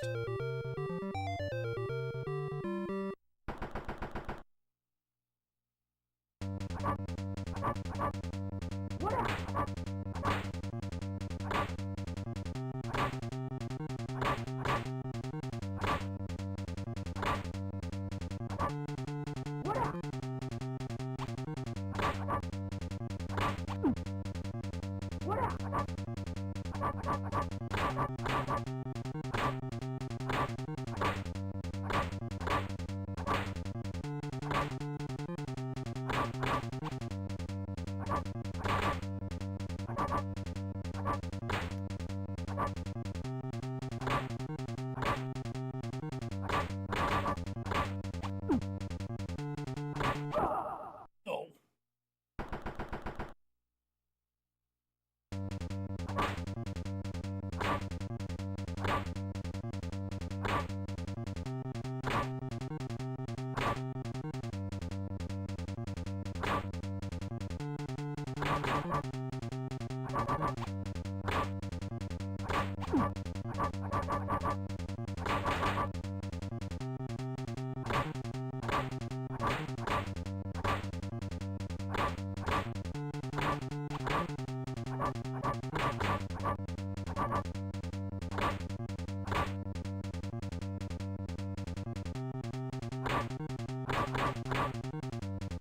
Oh shit. Oh shit.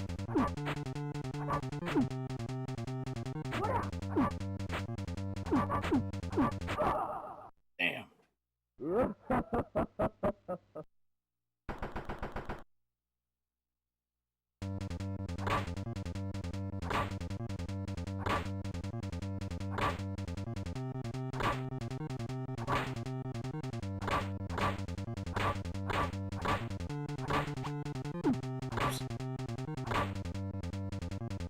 Get out of here.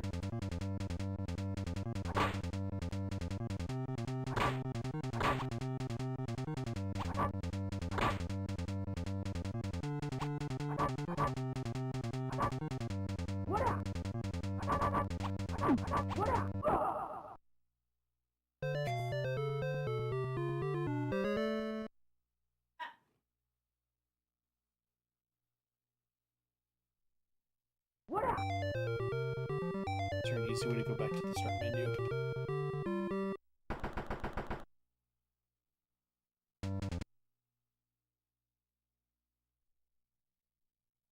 Okay, there.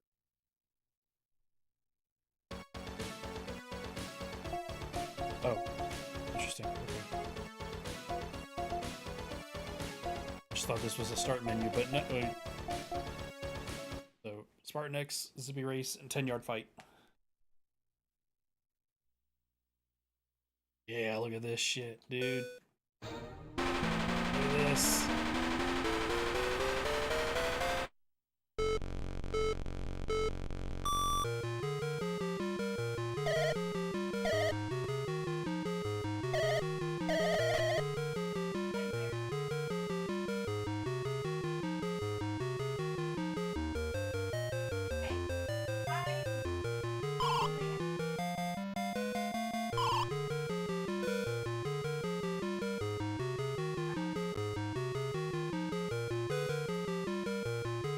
Probably at one point in my life, I did make this game in Game Maker.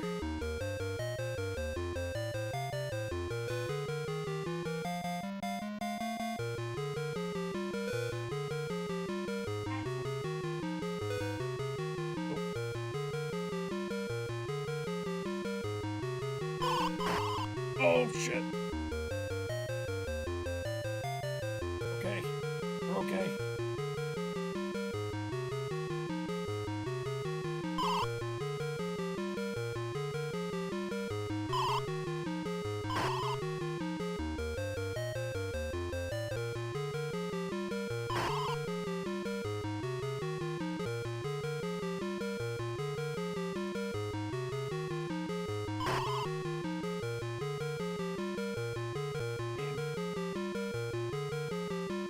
Really want you to hardcore stay on the road.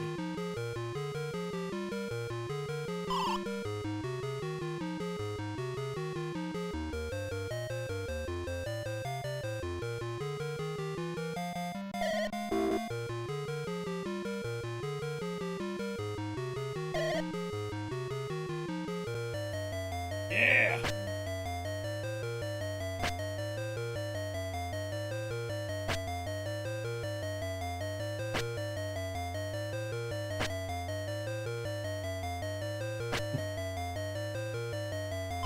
Oh.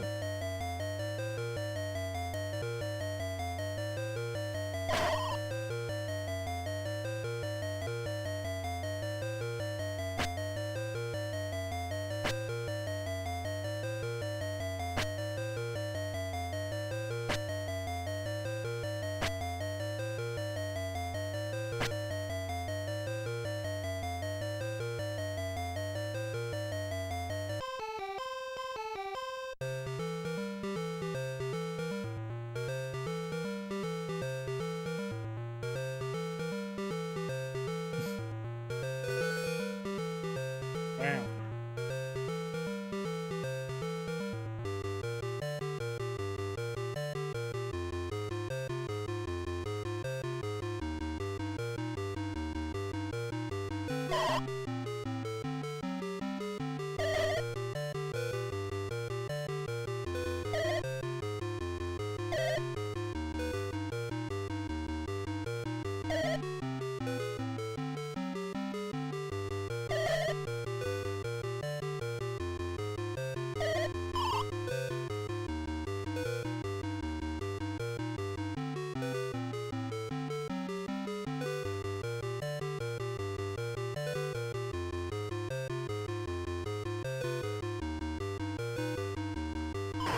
Oh shit.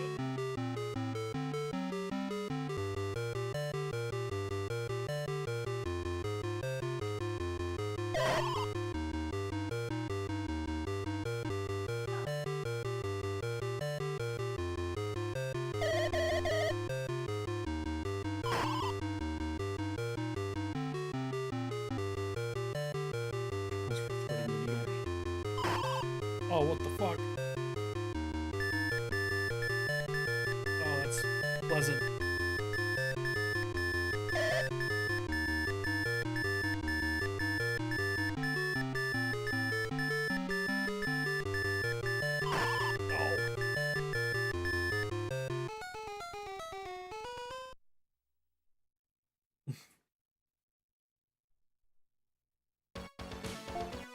At least the games have some longevity to them.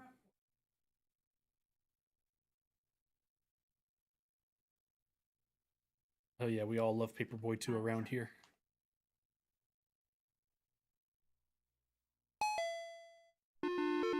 You'll like this one, Andrew.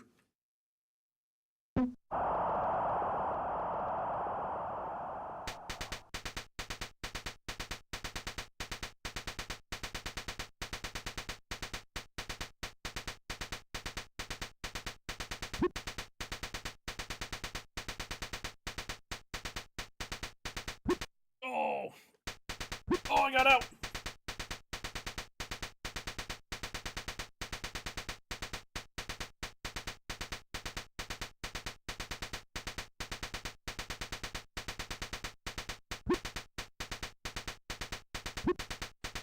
Oh.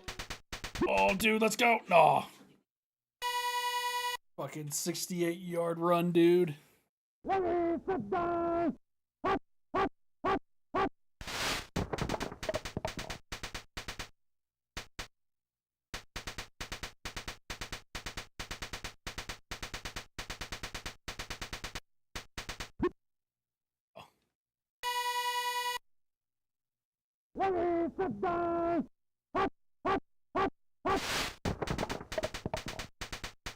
Aha! I'm Go, go, go. Go, go, go. Oh. First down.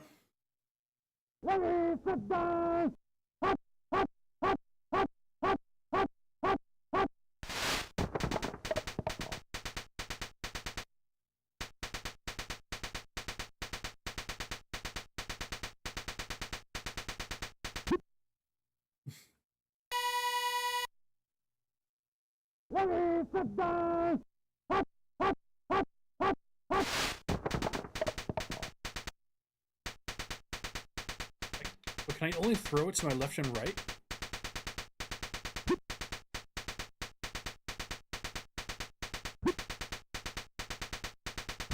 Oh, let's go. Let's go. Oh, we're so close. Got the first down, though.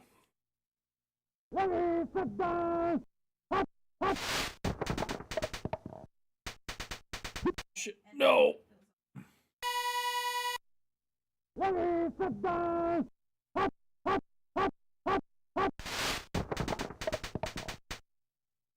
Oh my god. No.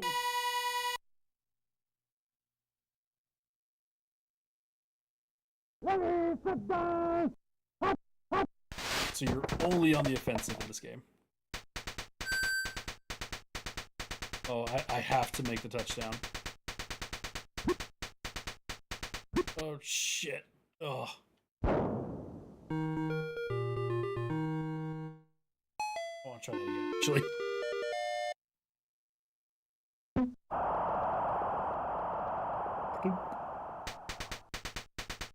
Sorry, 30-yard line, okay.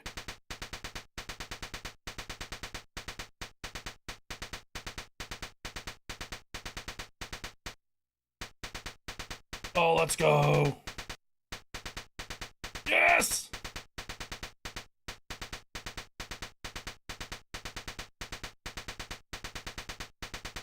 Wish my boys in front would turn around and make them stop. Damn. That was a good run.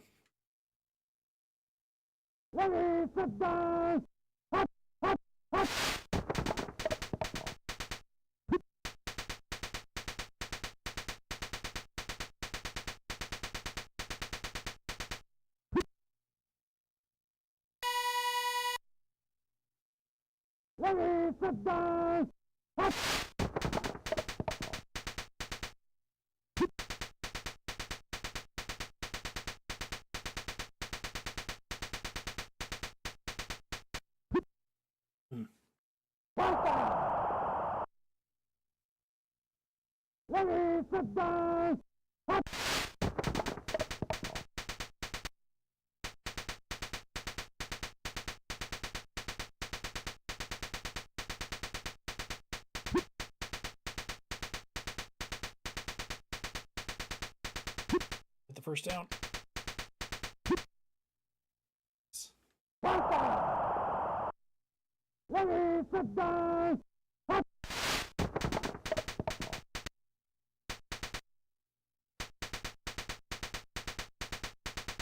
Oh, I think we got it. I think we got it. Oh my god. Fuck out of here.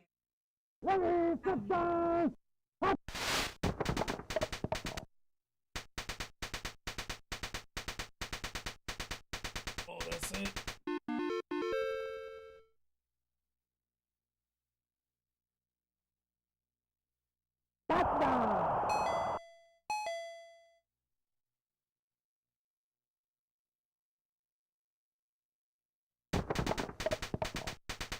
Shit.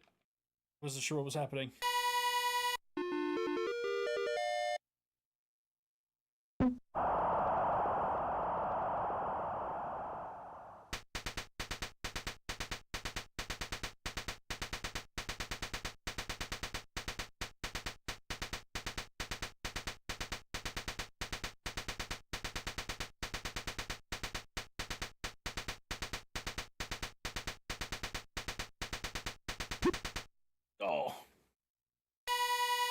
gonna be a battle.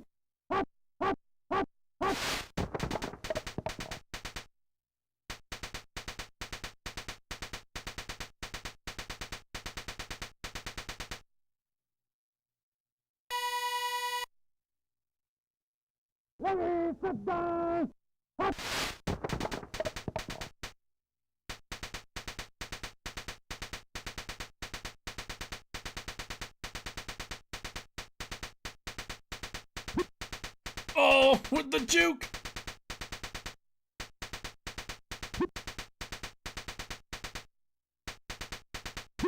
Oh my god! Oh.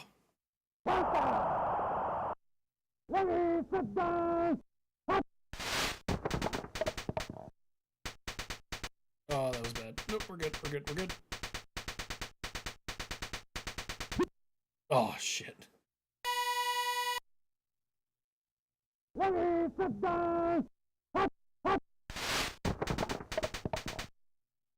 It's not good. Oh, we're going up the middle. Fuck it, we're going up the middle.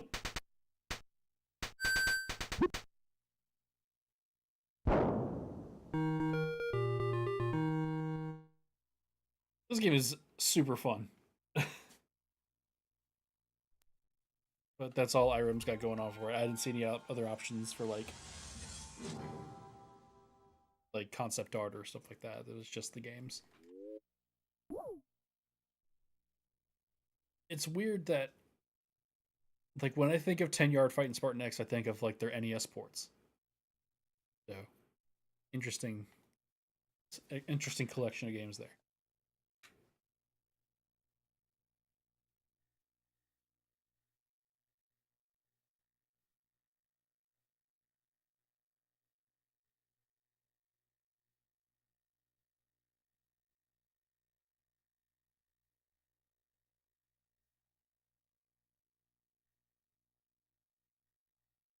Start to wind down a little bit. Sega ages. You know what? I did say we'd play Fantasy Zone earlier, so let's get that out of the way.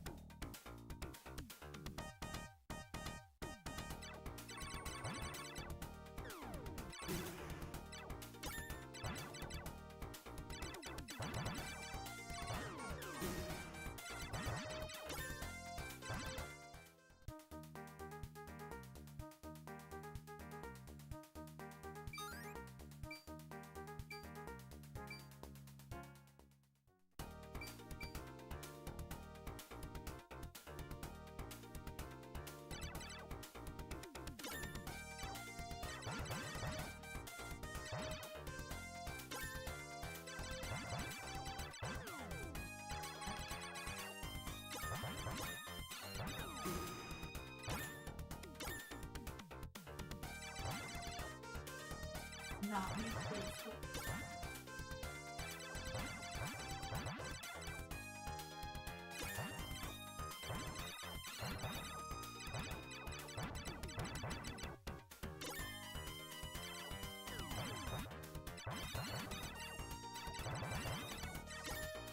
Oh. Get too greedy.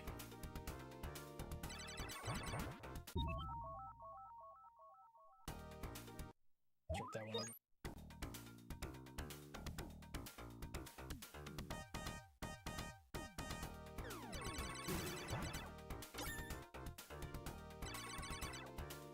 Oh my god. It's...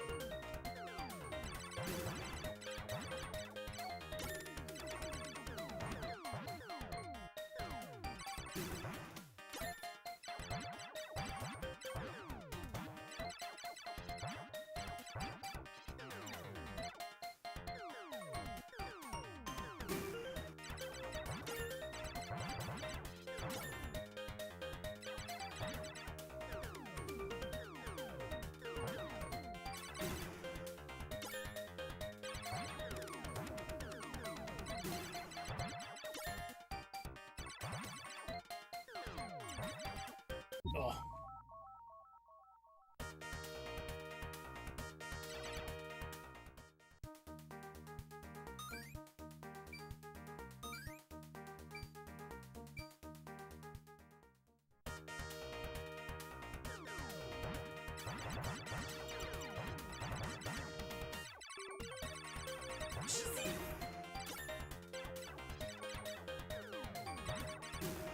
Fuck.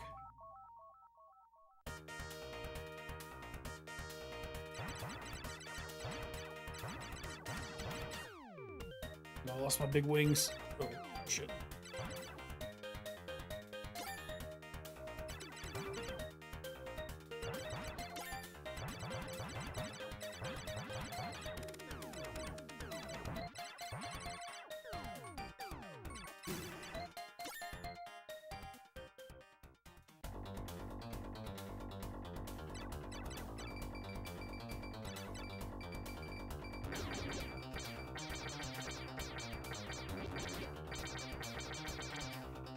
Oh.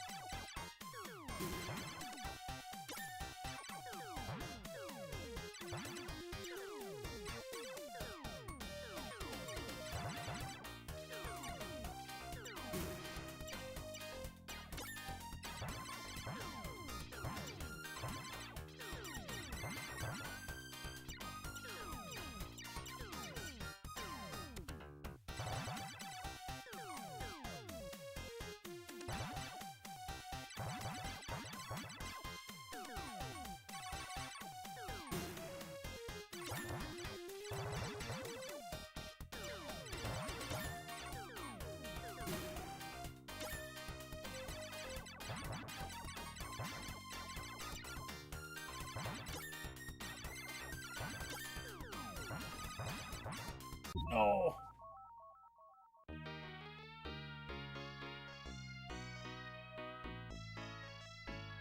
Anyway, those Sega Ages releases are just standalones. Like, there's not much to them other than the fact that they're just standalone releases of those older Sega arcade games. Some of them have some quality of life improvements. I know Power Drift and Outrun definitely do. You could enable a 60 FPS mode in Outrun, which let's do that right now.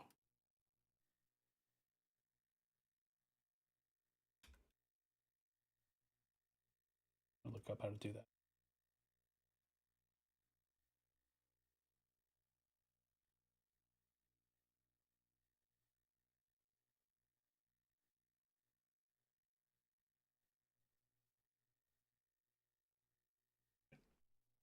Now let's just menu highlight game mode. Hold down A, C while using left and right. Two new smooth options will be.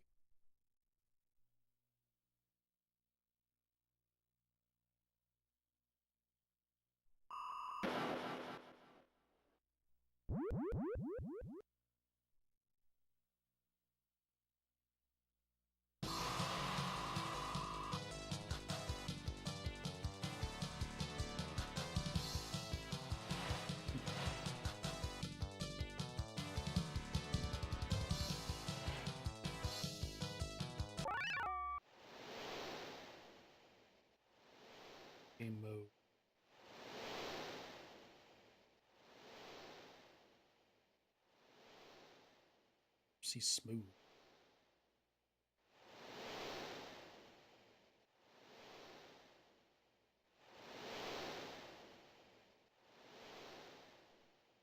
So we'd add a cornering setting, but we're not going to with that really. Get ready.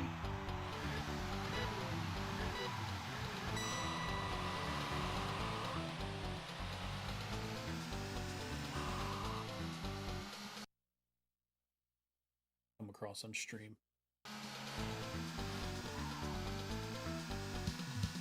60 FPS. Yeah, it does. Nice.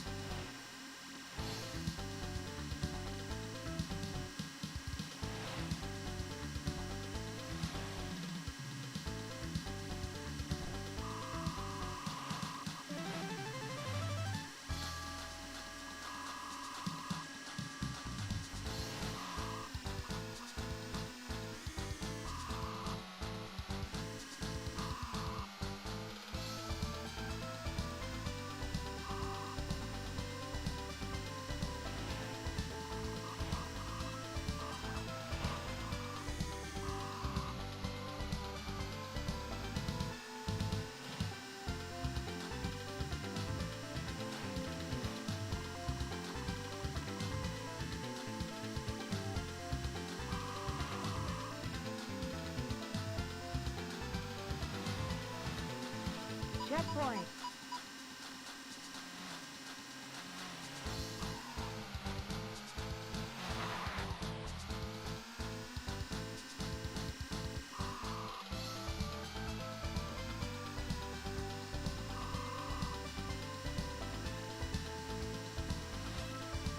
It looks so smooth.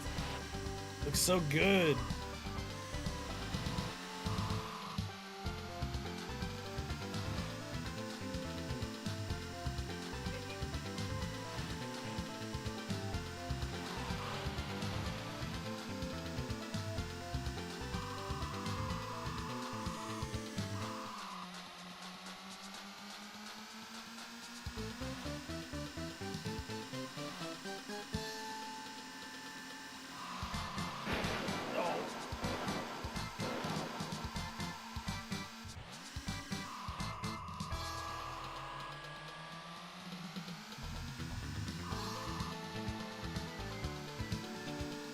Hey yo, it's a 60 FPS outrun.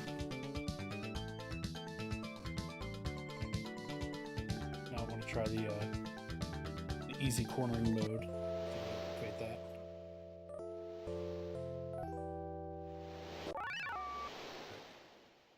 Pilot options, hold down A and C for start. Cornering option.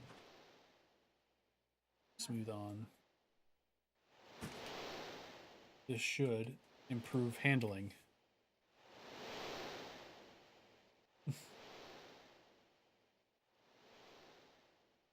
Get ready.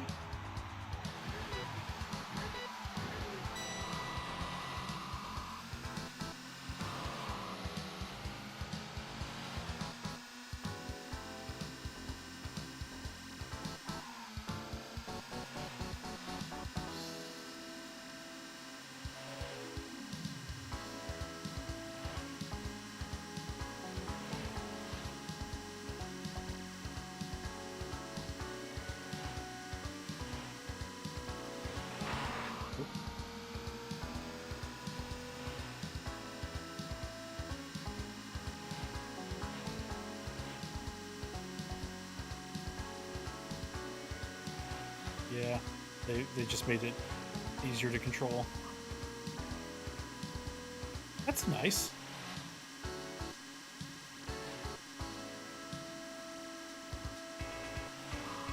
Go this way this time.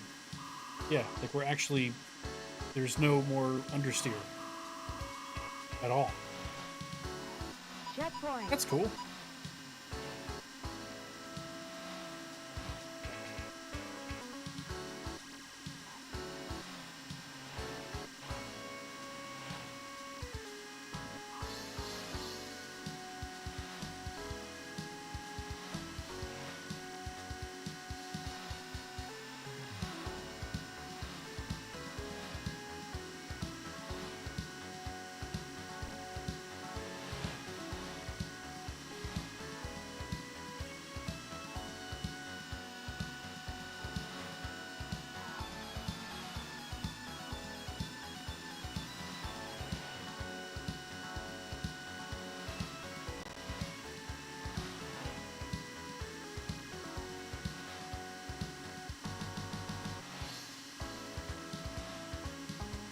so smooth though. Oh my god. Checkpoint.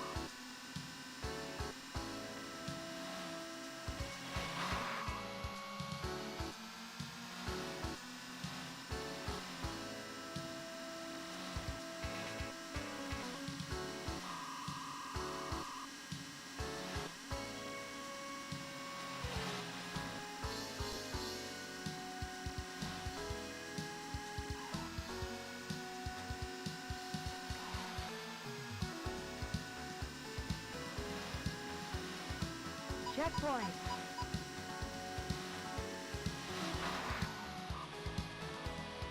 Oh.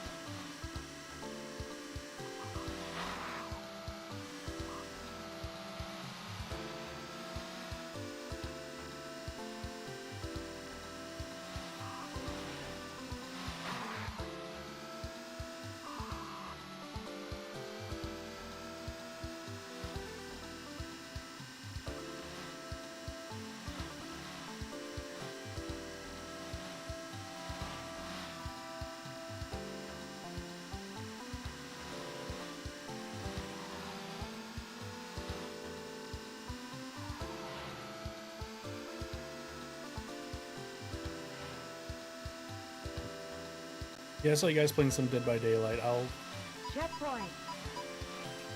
try to catch you guys the next time on there.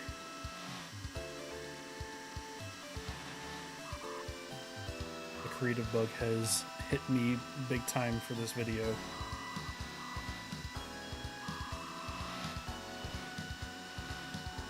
I'll definitely play some tomorrow, yeah. I'll get it downloaded tonight.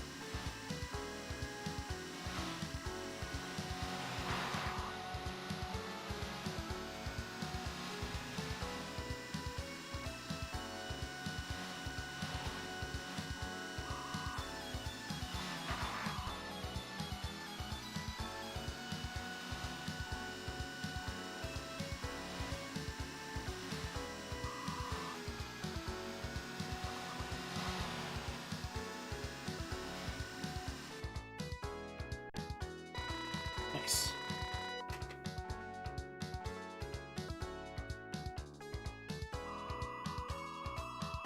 Congratulations.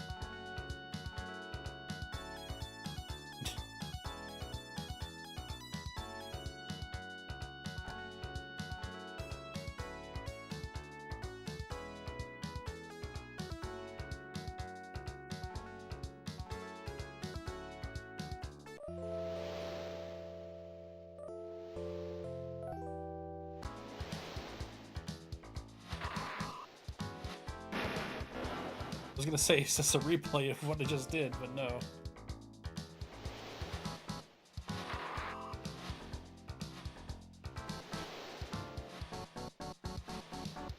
Tubo Games. I have no idea what that is.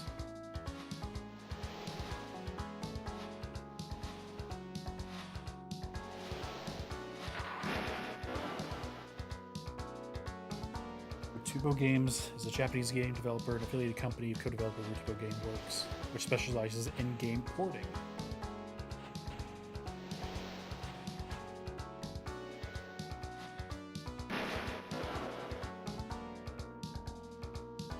In 2010, Tubo Games transferred the majority of its game development business to Tubo Gameworks, while the original company continues to develop systems, infrastructure programs for Tubo products. Today, Vertubo Games and Vertubo Games Works assists in the development of MMORPGs. didn't know about these guys. They specialized in porting on 32X and Saturn. Uh, something happened with Sega Retro's website where it does not show the list of games, but tells you that, hey, they made 32X and Saturn ports. It'd be nice if I knew what those were.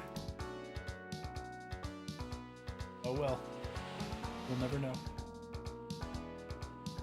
Oh, here we go. Wikipedia coming in. Clutch. Okay.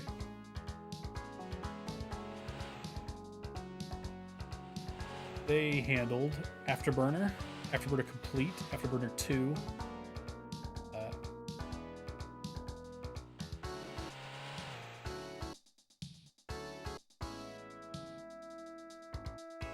Fantasy Zone, Cardinal's Revenge, KOF 95, Outrun, Shenmue 2, Space Harrier, Street Fighter 3, and Second Impact. Interesting. I don't know, was that like the Dreamcast port? I mean, Wikipedia has this list, so now I'm curious. What does Wikipedia have on Tubo games? They also did Twinkle Star Sprites and X-Men Children of the Atom.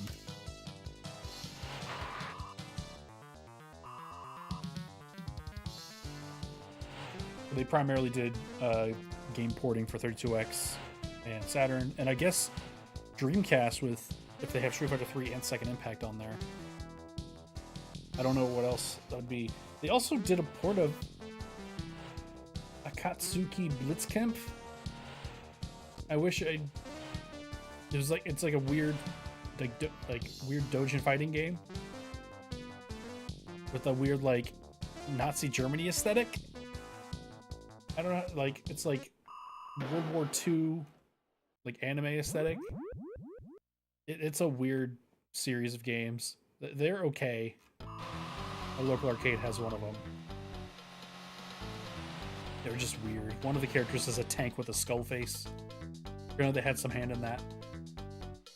So, that's interesting.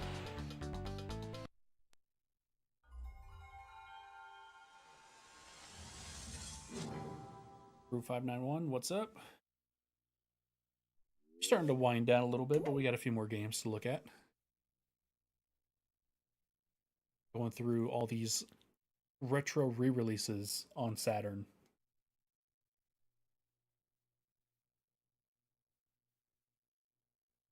I would save the best for last because that will take up most of our time, but also that's going to take up most of our time. So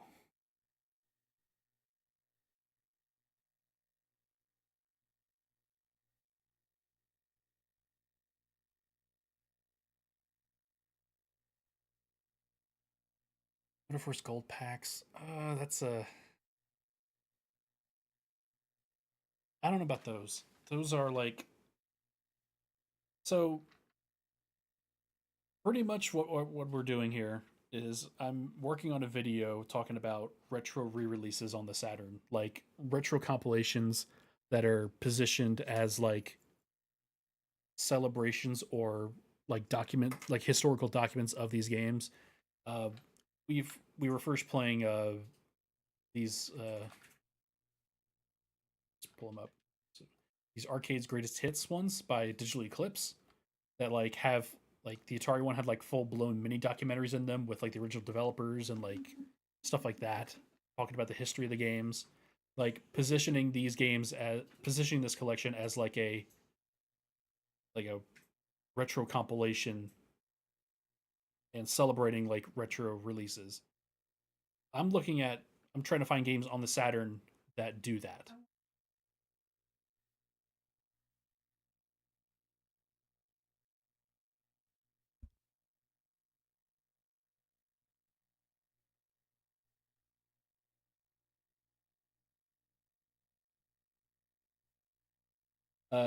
So what I'm thinking, we did those arcade greatest hits, did the Capcom generation, which those are actually really great. Those are like good historical documents of those games.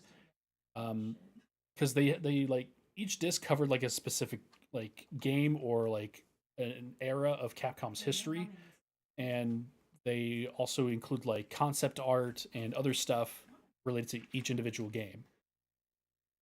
So I'm looking for stuff like that. But then you get stuff like the Sonic Jam. And I was talking about this with I was playing Street Fighter Collection earlier, where I don't know if I don't think Street Fighter Collection fits this category because those games were still relatively contemporary at that collection's release, and also included Alpha 2 Gold.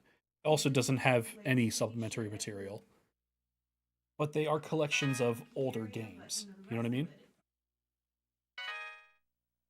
So when you get to Sonic Jam, which collects the four mainline Sonic games for the Genesis, these games were still like relatively like fresh in people's minds. Sonic 1 was like 5 years old, roughly 4 to 5 years old. No, 5 years old when Sonic Jam came out. So it's weird thinking of this as like a retro release. You know what I mean?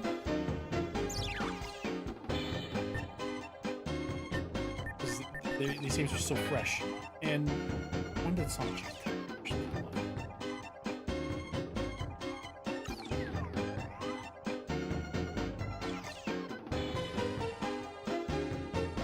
Actually, also, I love this little menu pop going on. Sonic Jam came out 97. Okay, so Sonic 1 was about 6 years old at that point. Also, I love all these like 3D recreations of the cartridges. I think it's nice.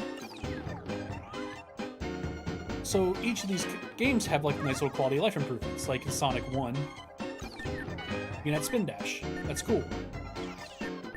They have scans of the manuals in English and Japanese.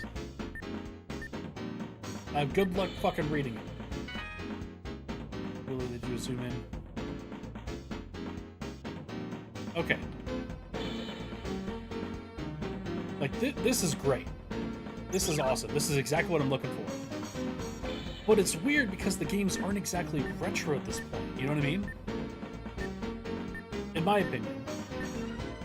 And looking up like older reviews of the game at the time, that seems to be the general consensus of like, yeah, this is an amazing collection, so well done, so well put together. But it's like Sonic wasn't that old at that point. You know, it's weird. Dungeon Master Next is a new game, but part of the game series. It was new at the first game. I felt like I just recently read something about Dungeon Master Nexus.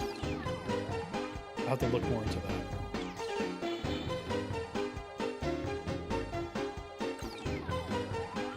So, oh, hold on, one more thing I want to show off. And I've talked about this in my Sonic Jam review. Is the normal and easy modes. These like straight up change the game. Like they straight up change the layouts of the stages. They change stage order. They remove bosses. They make stuff like easy mode condenses this game into like a 20-minute game. Or you can play the original, no problem. I love Sonic Jam Easy Mode. Easy Mode is like one of my favorite things they added to this game. You get like, it makes the game super accessible to newer players, while also giving older players who want to play some Sonic but don't want to commit a whole afternoon to playing through Sonic 1, you know what I mean? Just like a quick little 20-minute ROM. It's wonderful. It's great. I wish they would put these versions of the games in newer Sonic collections. I think they're fantastic. Obviously, the big thing, though, is the Sonic World mode, which is what sets this collection apart from like literally everything else. So, other than it being like a fun little 3D environment to just run around in, which was like the main thing people were focused on when this game came out. It's like, man, we're finally seeing Sonic in 3D. That's cool as shit. But you go to these little houses, and they have like, yes, a Sonic Jam.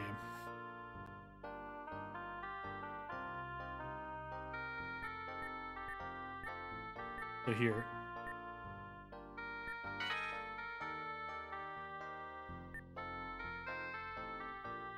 Just a bunch of old concept art, you know?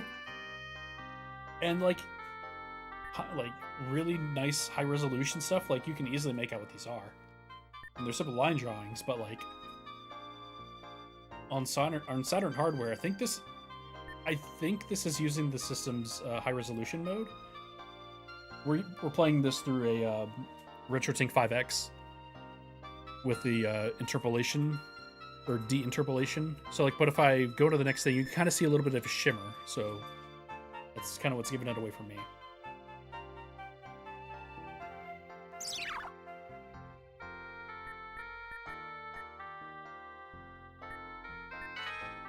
So focused on Eggman. Did I go? Was there? Because I saw Eggman on the entrance. I don't know if that's like uniquely. This is like a unique Eggman building. But yeah. Oh yeah, look at that.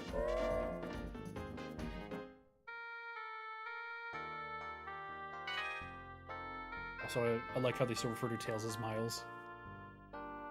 This likes tears. No fucking herd, bro.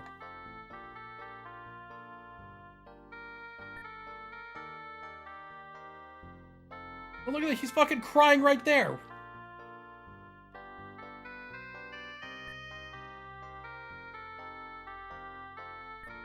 Like, this whole collection, this entire setup here is fantastic.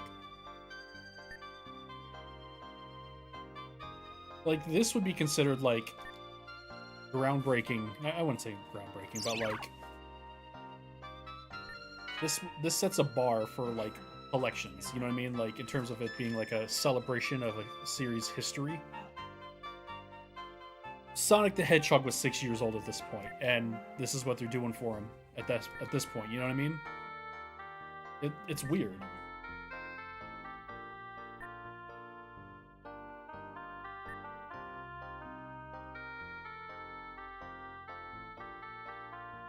He has no weak points? Oh, he dislikes thunder, though.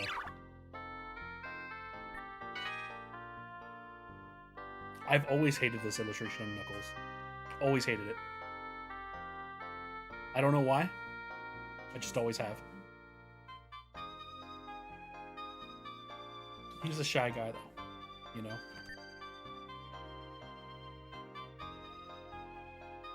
Look at that devious motherfucker in the top left. Look at that guy. I wish I could zoom in. And then top, or no, bottom right. Look at them shades. He's fucking Knuckles running around with Oakleys.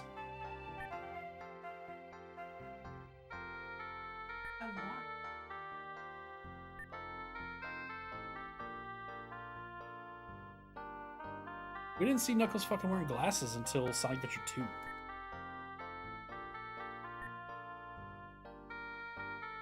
I think it's the shading. I don't know why I dislike this picture so much.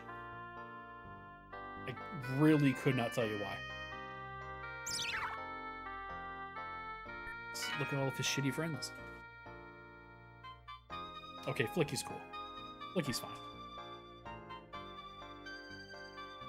Ricky. Little Ricky, dude.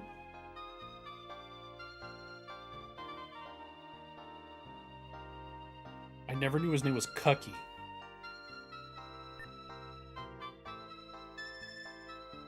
That's it? Okay, so...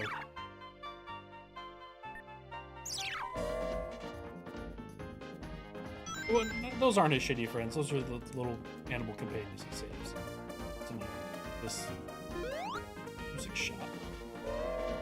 I knew this was here. I just didn't... I don't actually know what's in here. He just... Okay, it's just a sound test.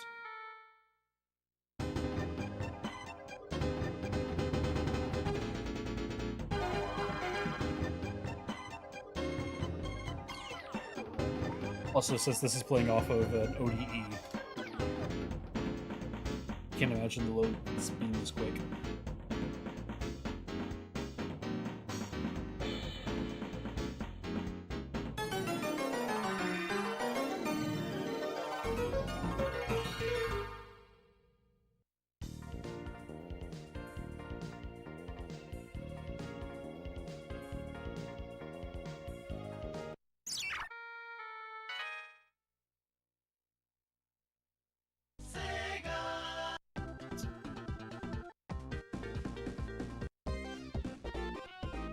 So I chose Sonic and Knuckles, so I guess it just puts Sonic 3 and Knuckles all together.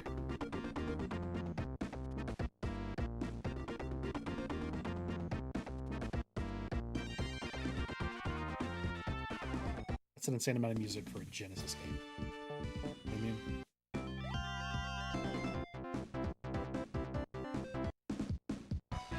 I love the multiplayer songs. I forget the name of the stage, but the song's an absolute banger.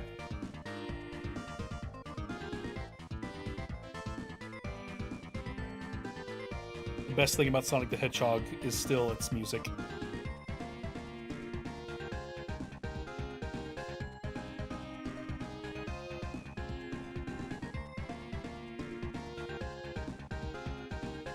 I could be doing something else, but I'm just...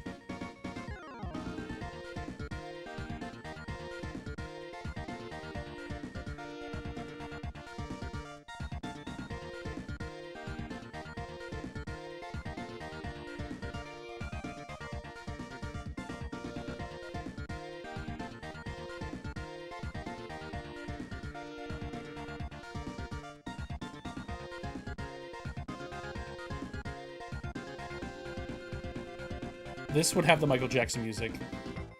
They didn't like freak out over the Michael Jackson music until like they had like PC re-releases of these games that like completely changed all the music. I think Sonic Origins has all the original music. I know they re-released these games on Steam with like a giant Sega Genesis collection, and Sonic 3 and Knuckles is part of that, and that has the same music in there.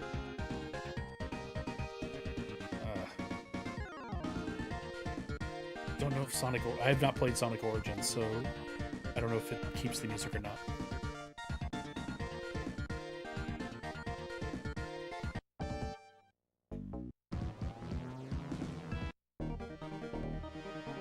Yeah, this is... Here you go. Here's your Michael Jackson right here. I wonder if I play this long enough, it will get flagged on YouTube or something.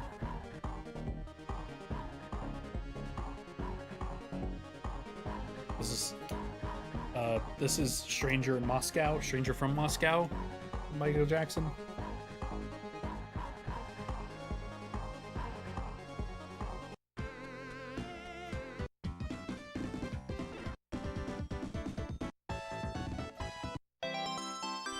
I'm looking for where are the...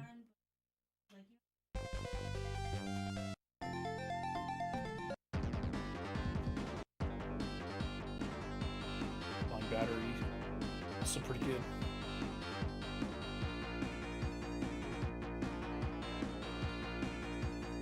There's this YouTuber I found recently. I forget his name. He plays piano. That's his main shtick. He's a piano guy. And he's playing, he goes and looks at like modern and classical music and just kind of breaks it down. Apparently, only recently he started getting into covering video game music, and he's like, yeah, I haven't heard this shit before in my life. And he did a video on Streets of Rage 2, and it's interesting. He claims he's never heard the soundtrack before. The video was him listening to the soundtrack for the very first time. And given his reactions, I'm inclined to agree that that's the truth. Because it's really weird seeing a guy who's very musically inclined listen to these songs for the very first time. Like, it's exciting in a way. Like, they're actually fun videos to watch if you're into, like, this music. Like, it was, like, in a weird recommended. I was looking at Gran Turismo music. He was talking about Gran Turismo Sport. He was like, yeah, I've been playing GT Sport because I like driving games. And then people started recommending him a bunch of music from other games. He did a Chrono Trigger one. He did Streets of Rage 2. I haven't looked at if he's done others. But it was just really interesting. I'm looking for... What the fuck is Mushroom Forest?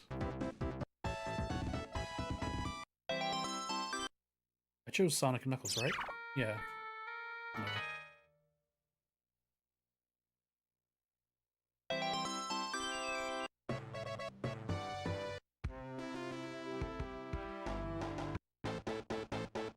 zone.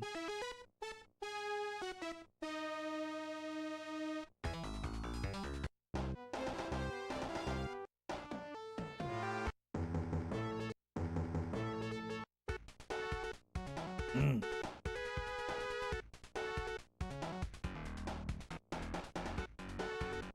These are in a weird order, though.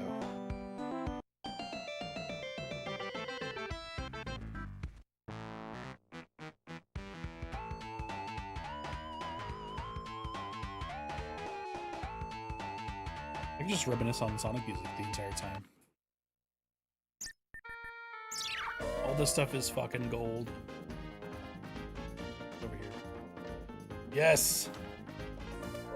I feel like every time I boot up Sonic Jam on a stream, it just divulges into like us looking at everything and playing through the mission mode. So I'm gonna do my best to not do that.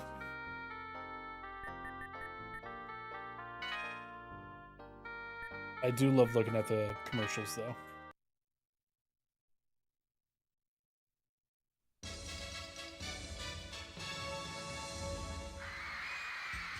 おいおい、みんなが君を随分と待っていたぞ。ビュンビュンハリネズミ、ほら来た、ソニック登場。こ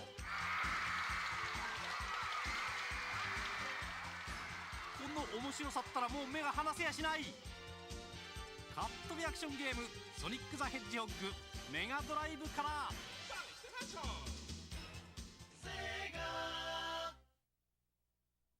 So this is the American release of Sonic Jam. I think it would have been very cool if they had the Sonic, like North American Sonic ads on here, but these are only the Japanese ones, as far as I know. Yeah, I'm pretty sure these are the Japanese commercials. So as like an American seeing these for the first time is probably cool as shit. Also, them cataloging all of this stuff is crazy. It is super cool. Given the time that this game came out. ソニックとテイルズがまたまたゲームギアで大暴れ。ドクターエッグマン、ナックルズ、そして新キャラファング。盛りだくさんで最新作ソニック&テイルズ2。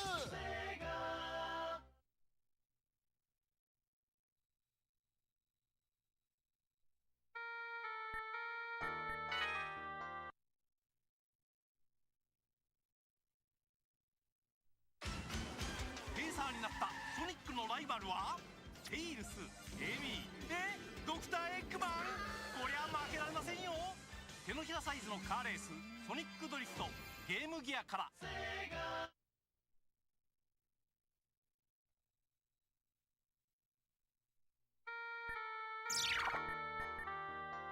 Sonic CG published. Is this the what is this from the ride?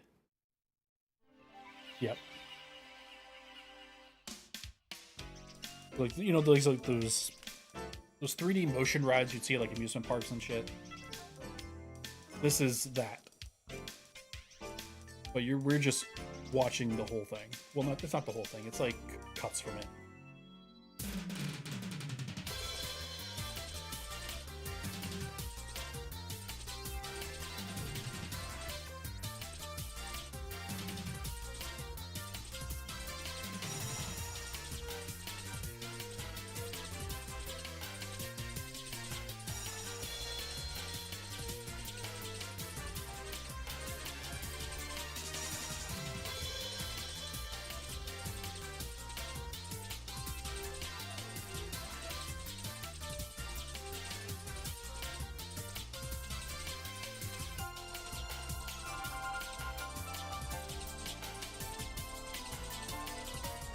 Like, it's cool that they have this stuff in here too.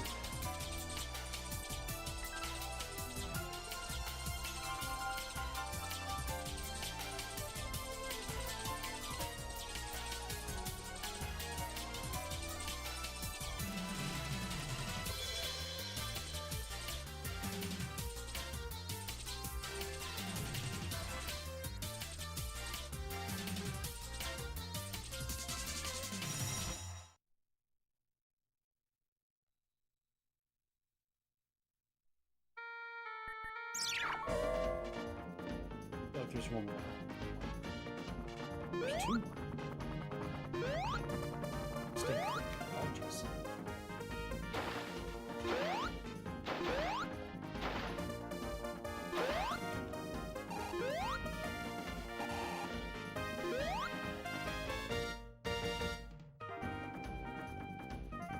Hall of Fame. Okay, Hall of Fame I think is the timeline.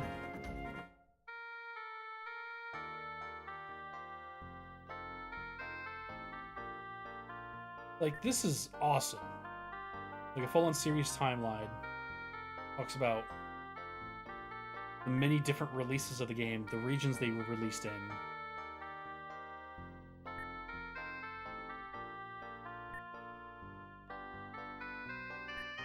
This is awesome.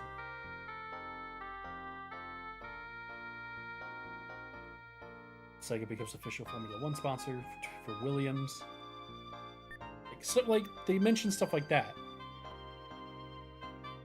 Official soccer team. We talk about the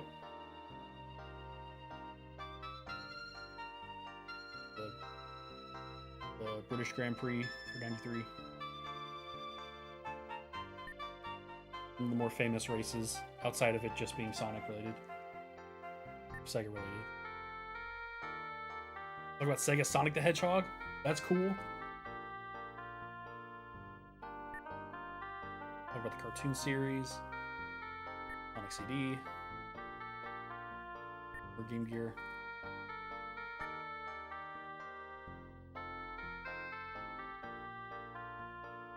Mention bugs. I don't know. Sonic balloon that ended up crashing. Mean Bean. It's interesting they do mention Mean Bean at all in this. I have the Japanese version of Sonic Jam as well. I need to see if they even mention Mean Bean in that. I would assume they would.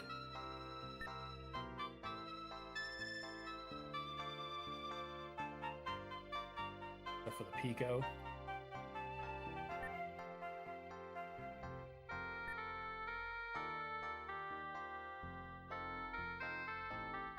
Rock the Rock, yep.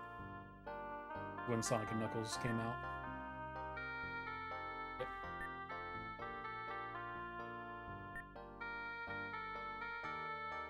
Mention Knuckles Chaotix. In this case, they only refer to it as simply Chaotix. Okay.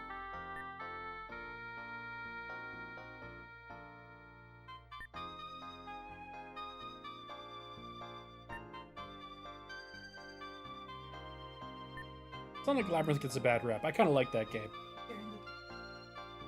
Sonic Hedgehog becomes the first video game to be included in the National Film and Television Archive. I stand. That I actually didn't know. Got the Sonic OVA. Sonic the Fighters. They were still referring to it as Sonic Championship, even though all the artwork says Sonic the Fighters. The PC versions of Sonic CD.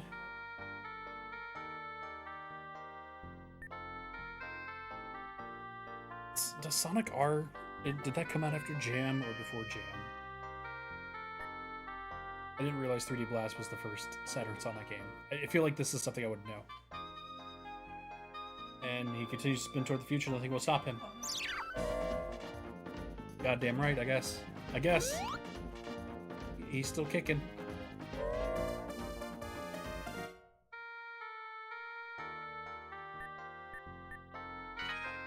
Look at Sonic and Miles. Look at these pals.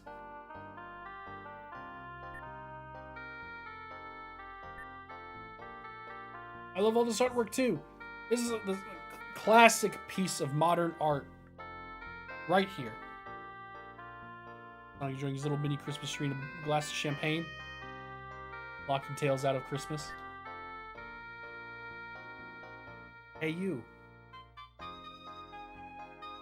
Hey you. Like this one a lot too. Getting all spooky. No, yeah, you're right. No chili dogs, at least from what we've seen.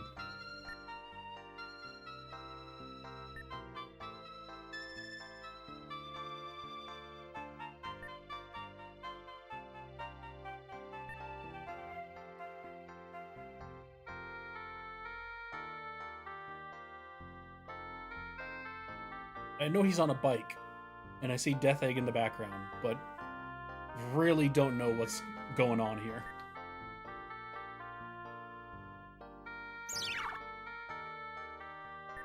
There has to be pictured chili dogs in here. Oh, that's unfortunate. Rough spot for him to be in.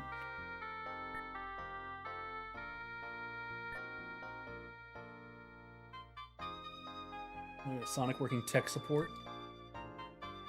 He's like the gamer Barbie. He can do anything.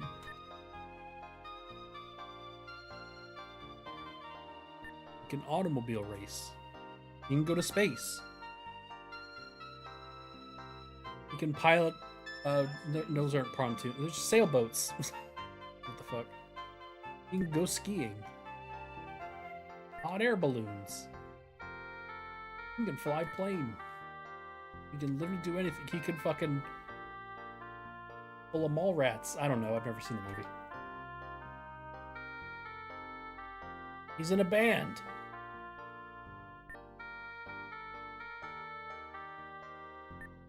He can be a rapscallion. Jungle expedition expert. Rocking around the Christmas tree. Also, very good art. I approve of this. Great art.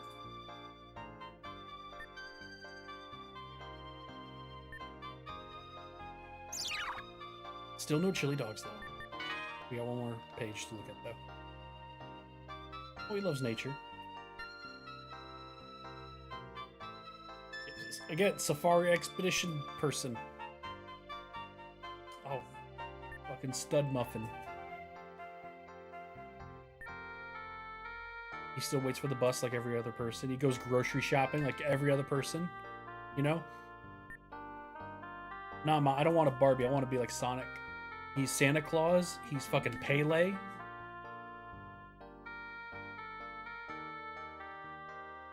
I see a Genie Lamp. I see a stadium with Sega on it. I see a boom. I don't know what's going on here. Surfer Dude. Oh, he's late to work. Oh, that's Sonic. Plays American football. Plays worldwide tennis. And loves nature. No chili dogs in any of these pictures. I feel like the chili dog thing was like a cartoon and comic thing. And this collection doesn't really focus on either of those things. Like, we didn't really see them acknowledging chili dogs in the games till like much later, and that was more of like a joke.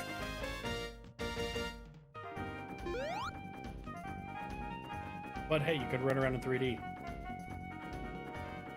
That's neat.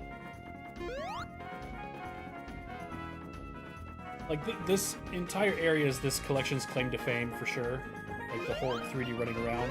But, like, in retrospect, like, all the cool museum stuff being in here for when this game came out, this is, like, a great historical document.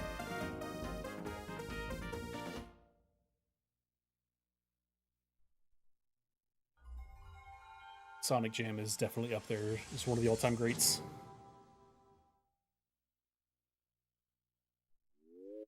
I got one more left in me, and we're going out with a bang.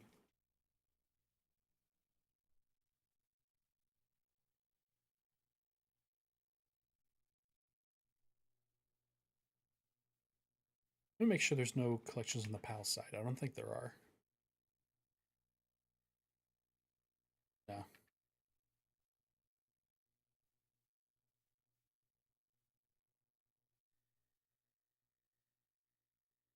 I've played this many times on stream. And also this gives me an excuse to play it more. Nights and Dreams have lots more secrets of Knuckles. So that 3D mode, I think it's the same engine as Nights in the Dreams.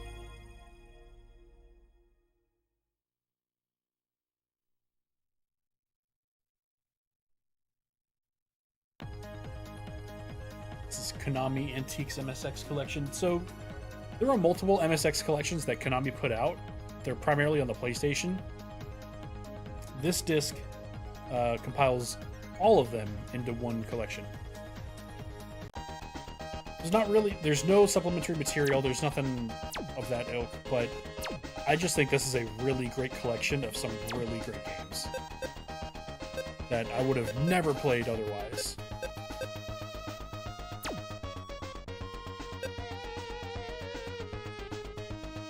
We won't play all of these, but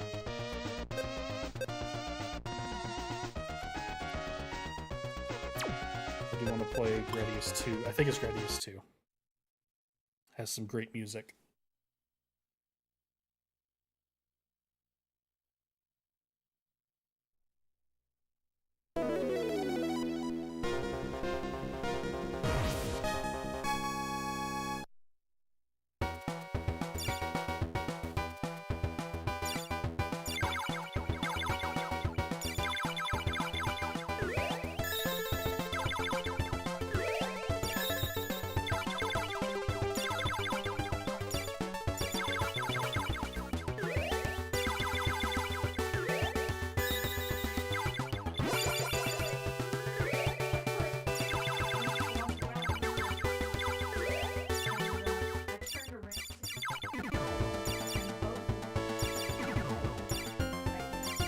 Like, the scrolling is weird. It's an MSX game, but you know what you're doing. You know what you're playing.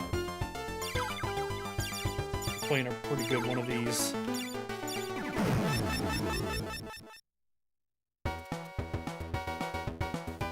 My local game store has a copy of this, and I want to buy it so bad.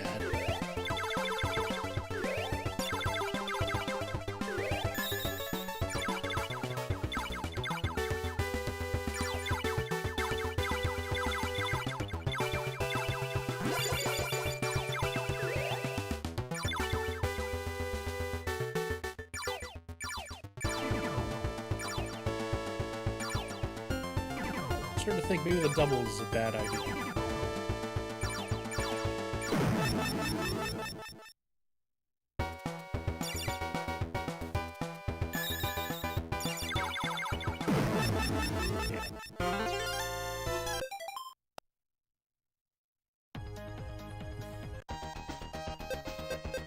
We're just going through all these lightning quick. Do some salamander real fast.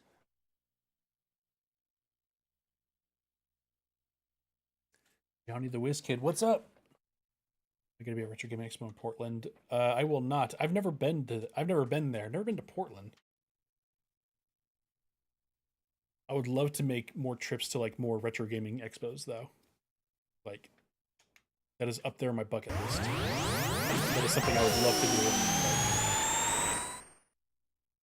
Getting hours off of work isn't a problem. It's mostly a money thing.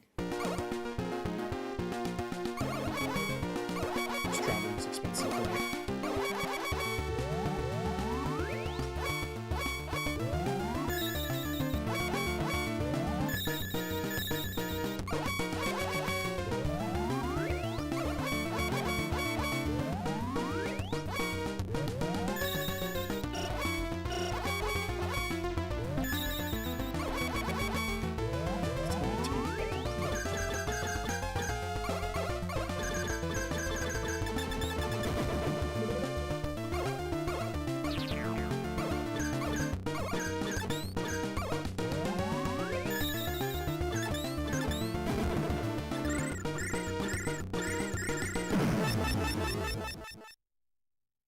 I haven't seen Pat in several years. He used to be at MagFest all the time.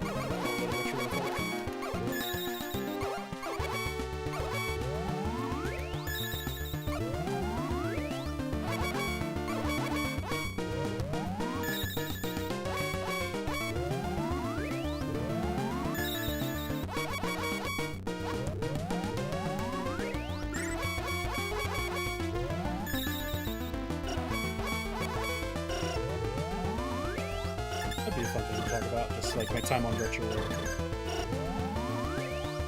how that all panned out.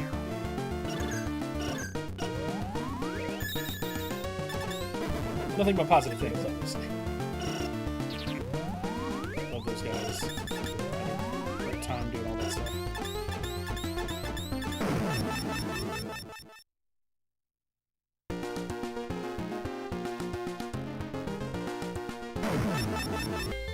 Let's read the chat. I've never really been in the Share community or really talked to those guys. The only person I know, like, personally is Panda.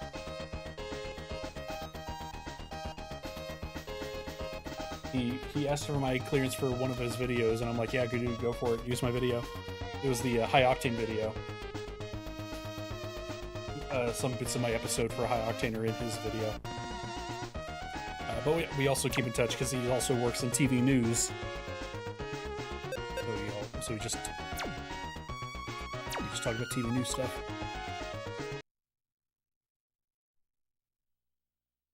How to RGB mod consoles? I do not, personally. The nice thing about being in older Sega consoles is that they have RGB output on their own without the need for modification, for the most part.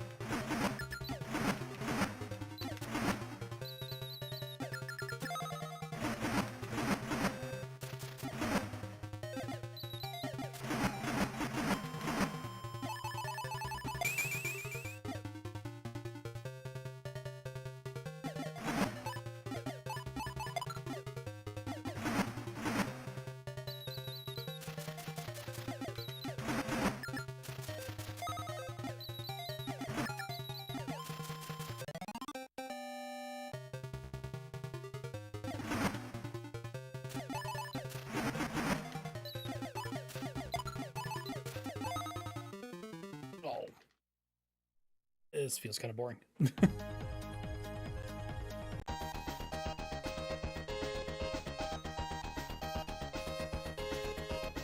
the OP code games? I'm not entirely sure what you mean by that.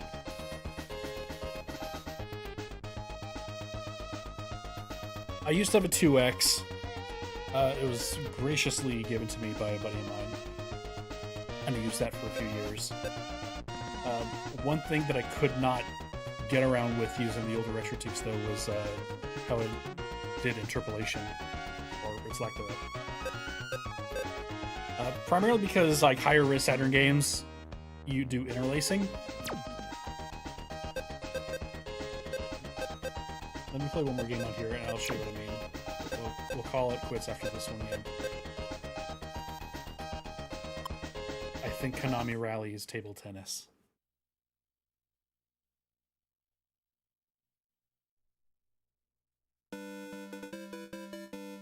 Oh no, this... It's an actual driving game. Okay. Oh, I've played this. I have played this.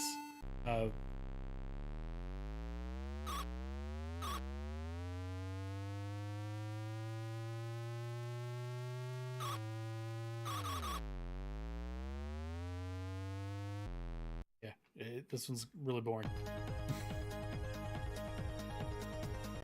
I want to end this on a bang.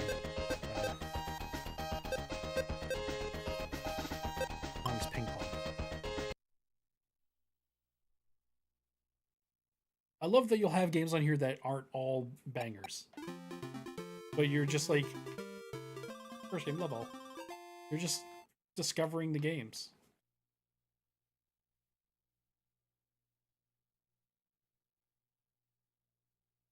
Oh.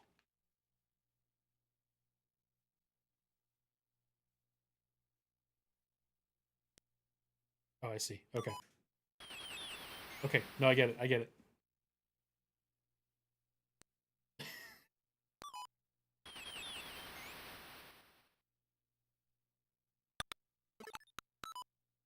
Just let him serve, please. There we go. Oh my god.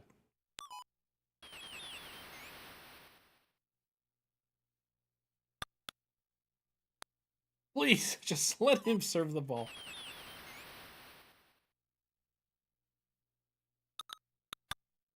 There we go. Now we can actually play the game. Oh, I was hitting the lob. Okay, so it follows the, like, it does the Wii Sports thing where it moves the paddle automatically. But to hit the ball, you're pressing the D-pad in different directions.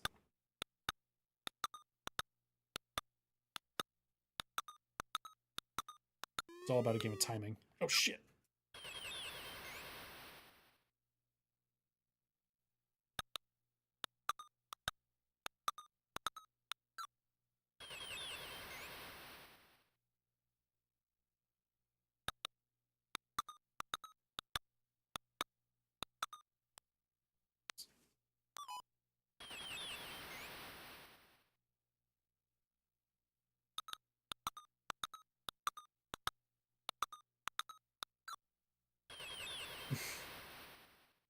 Love how pen goes on my side, though.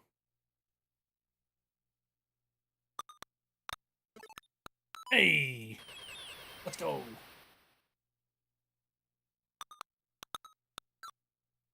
It's not Penguin, it's just Penguin Adventures.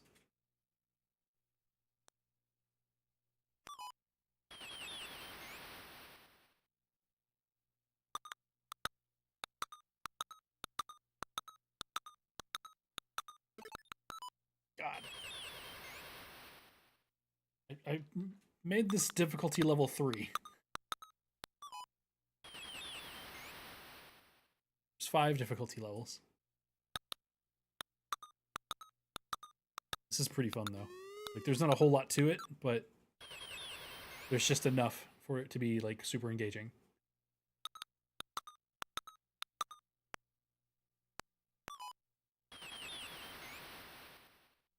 What's the score limit in ping pong?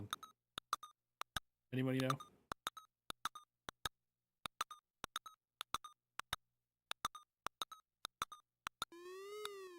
Shit. Oh no, game crashed.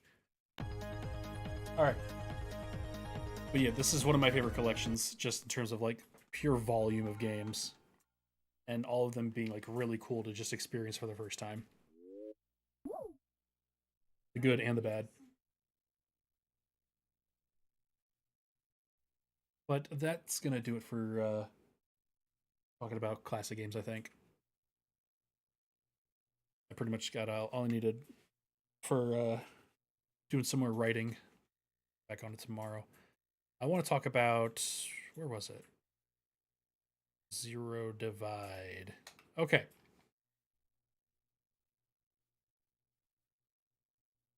So we were talking about the Retro Tinks. Rayman. Recently, the Saturn version. Nice. The Saturn version is one of the better ports. So I think DF Retro did a really great retrospective of the Rayman ports. I think it was DF Retro.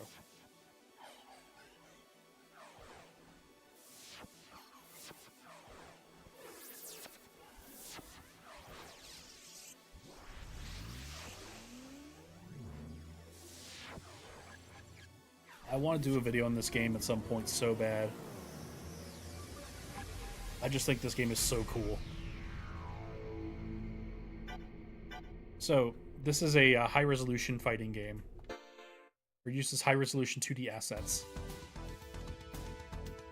And I think this runs at like 480p. I think, if that's the case. But all these like 2D graphics and all the menus and stuff, they'd be like do that weird little wobble effect that you get with interlaced video. Putting this through the RetroTink 5X completely eliminates it. And it's awesome. Like, playing this game with de-interlaced graphics like this made the RetroTink 5X Totally worth it, in my opinion. This game looks incredible. Ready? Go! To me, I think this game looks great. It's got nice animation. Got nice 60 FPS. I'm not good at it.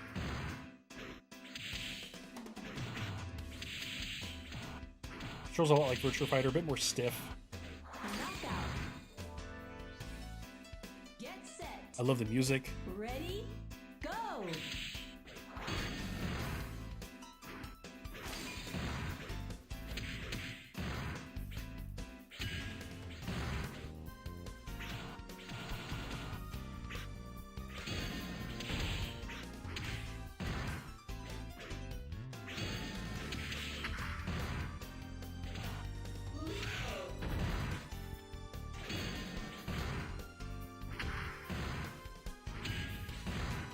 Time over. Get set. Ready? Go!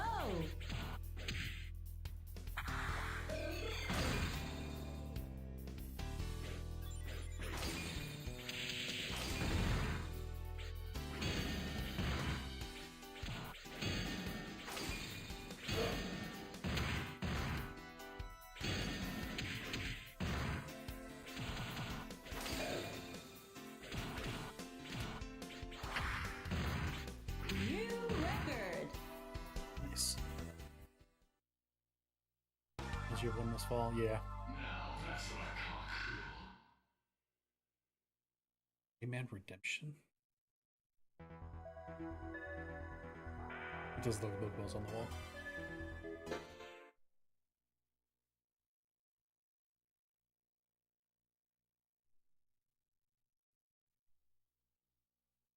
Get set. Ready? Go! So you hear this song with these fucking ripping guitars and shit. I was trying to figure out why does this like sound like it's not a sound font. I really not, but like it has a very similar sound and vibe to Cart Flag to Flag on Dreamcast. And I was like, why does it sound so familiar? It sounds like a lot like that. And Time over. I learned it's because this is the same developer. Get set. Ready? This Go! Zoom is the same dev that put together Flag to Flag on the Dreamcast. And the soundtracks sound very similar in terms of like the instruments used. They just have a very similar sound to me.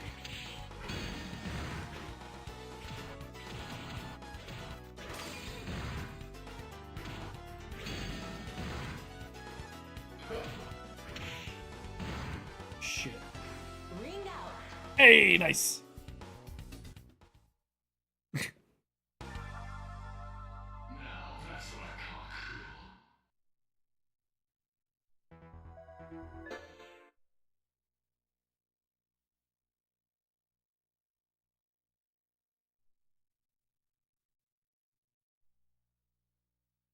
Get set. Ready? Go!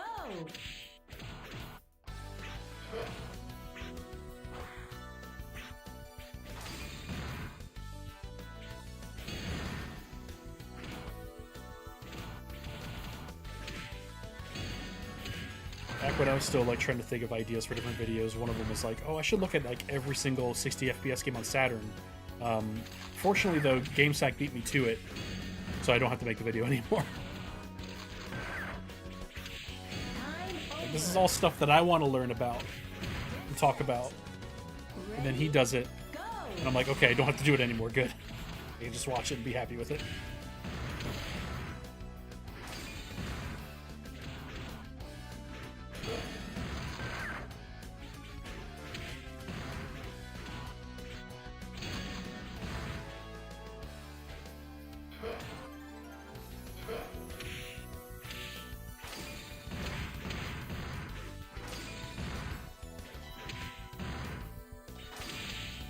Oh, nice. Over.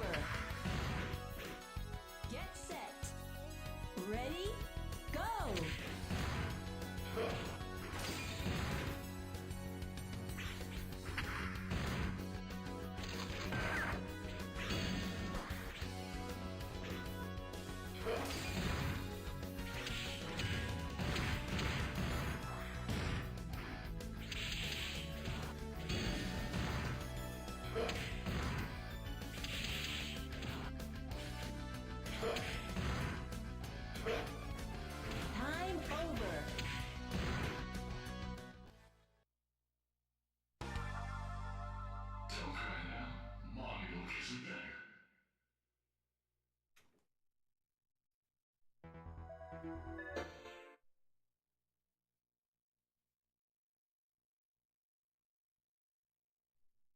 Thank you for reminding me of Virtual On, actually. I need to buy Oratorio Tangrab on 360 before it goes away.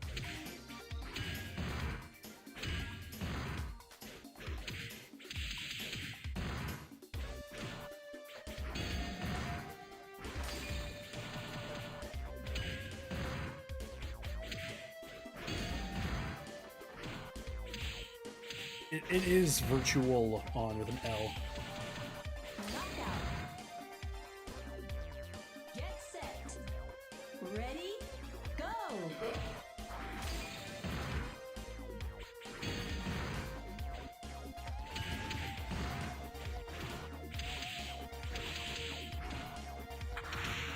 Shit.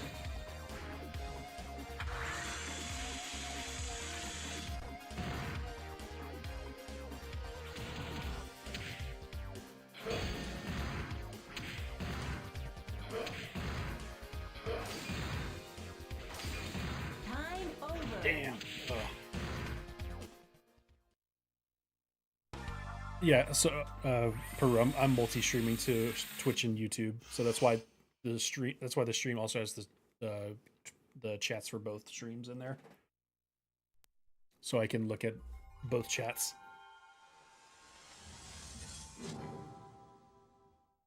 But also, when people who are watching on Twitch see me talking to a YouTube person, they don't think I'm going insane, and vice versa.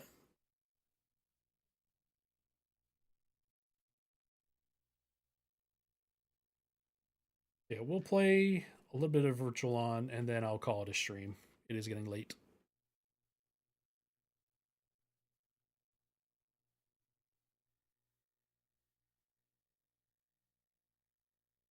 Cyber Troopers? No, it's Virtual On. Virtual On Cyber Troopers. Play Netlink Edition.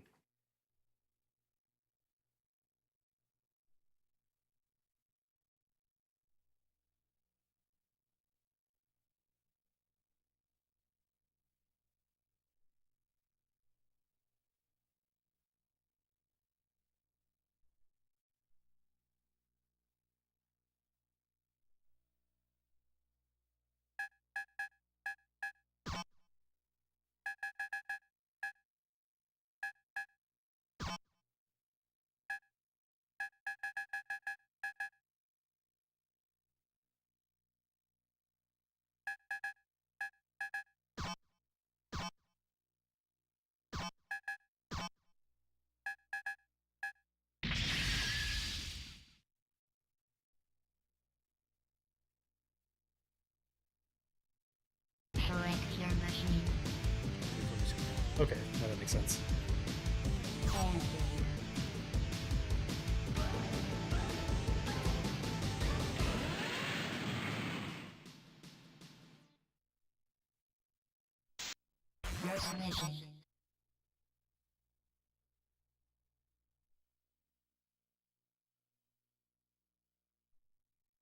Round one.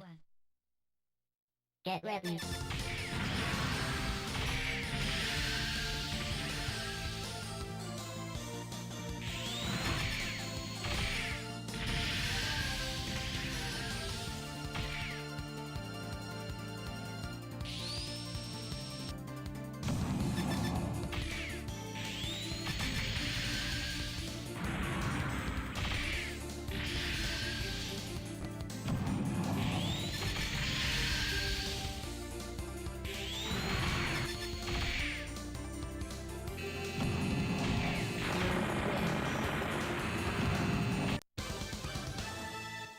So yeah, they released a Netlink version of this game. Round two. Get ready. It was only released, or it was only included with the Netlink adapter, I believe. I don't think they released this game. They released this version separately. But it is like without all the Netlink stuff, it's just the same game. There's nothing else added to it. It's just Netlink compatibility.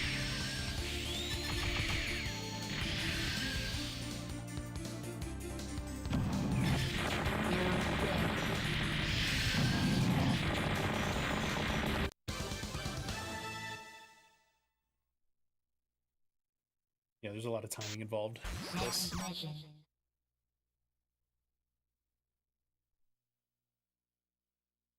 Yeah, I know people are still putting out Netlink or still putting together like Round Netlink one. play dates and stuff. Get ready. I've never really looked into how to do it myself. I think I have all the tech to do it though. Or I need one of those.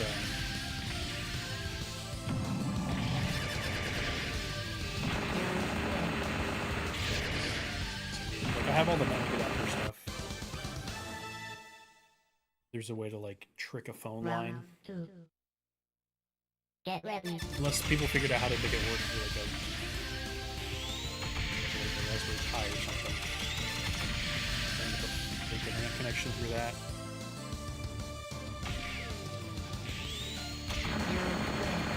Technically, Netlink doesn't rely on servers. It's all like peer-to-peer. So Netlink will still work. Yeah, tunneling. Transmission.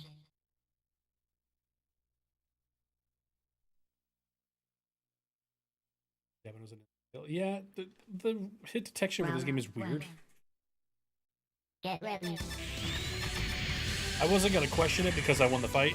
I'm like, oh, I guess I was enough to kill him. I'm pretty sure it was like because the explosion from that was still ongoing after I hit him with my sword attack.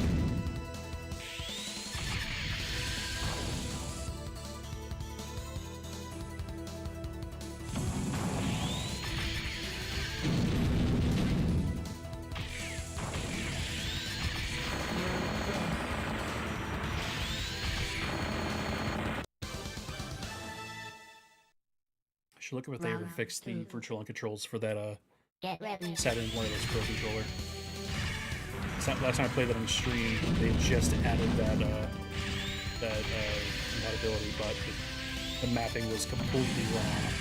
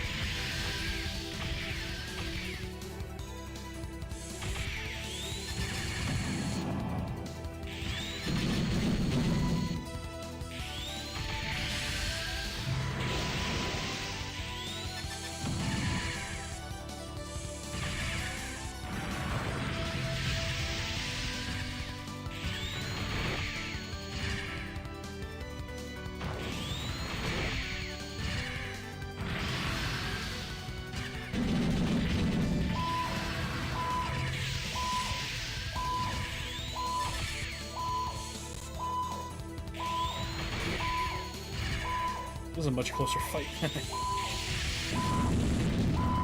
Surprised I hit him.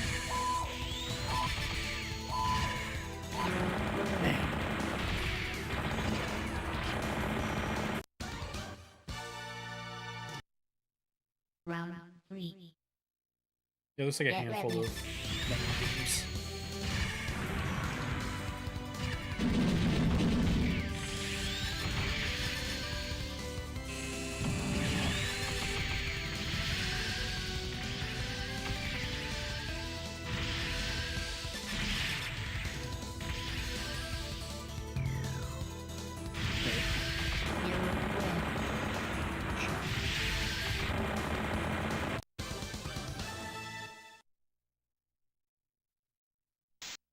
Road mission.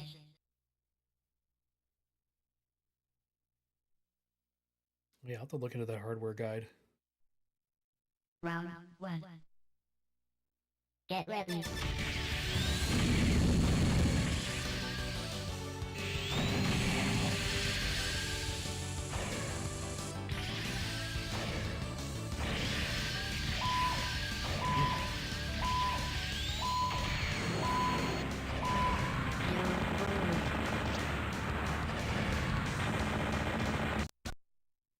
Round two.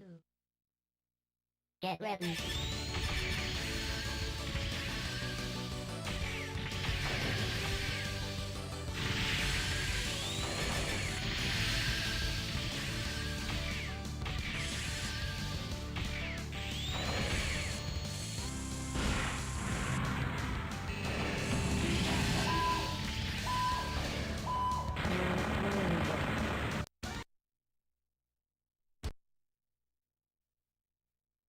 Yeah, we'll give one continue. Select your machine.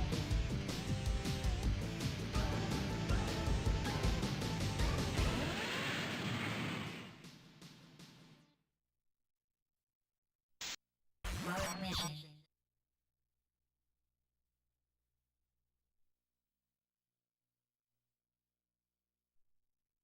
Round 1. Get ready.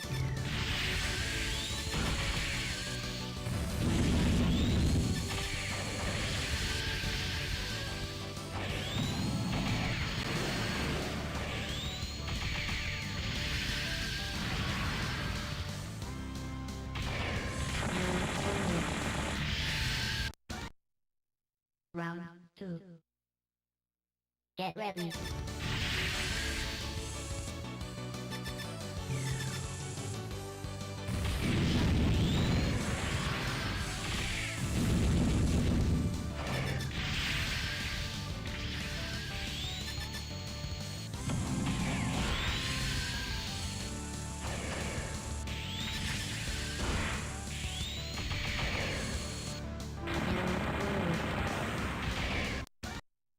I don't want to go out like that. I gotta beat this guy. Select your machine.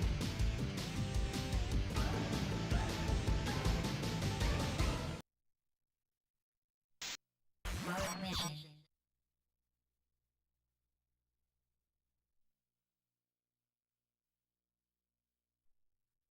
Round 1.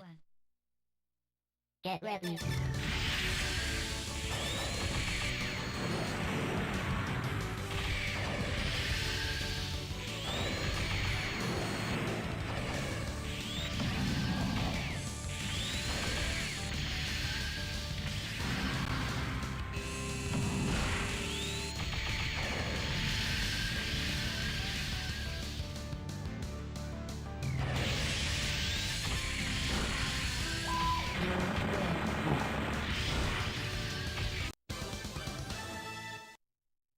Round 2. Get ready.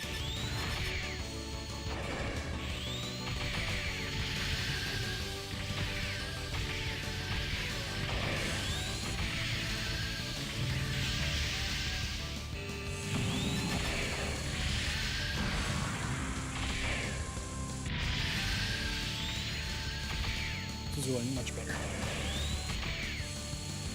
Yeah, go for it. I will take a look at that after the stream, for sure.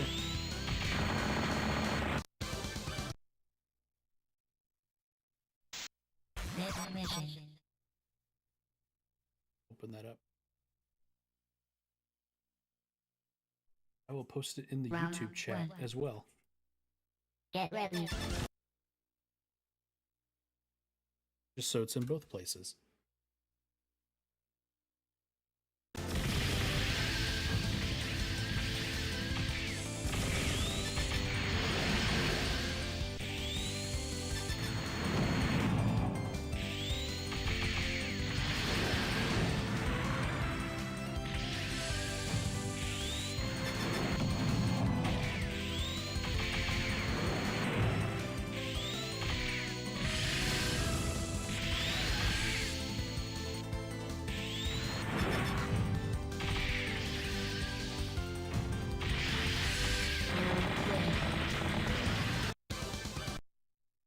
Round 2.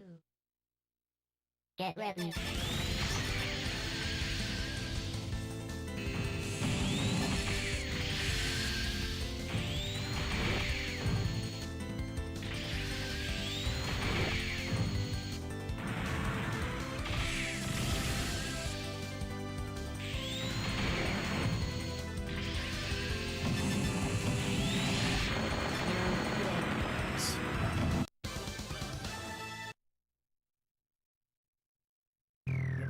Oh, I was gonna say. I This don't remember how version long is ago. not a simulatory system. All registered user data will be transferred to the deployed virtual system memory bank.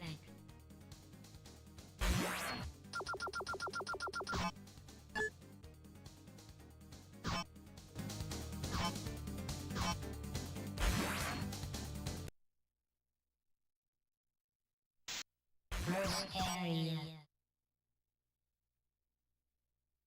Wait, does Duke Nukem support 32 players? Round 1. Get ready.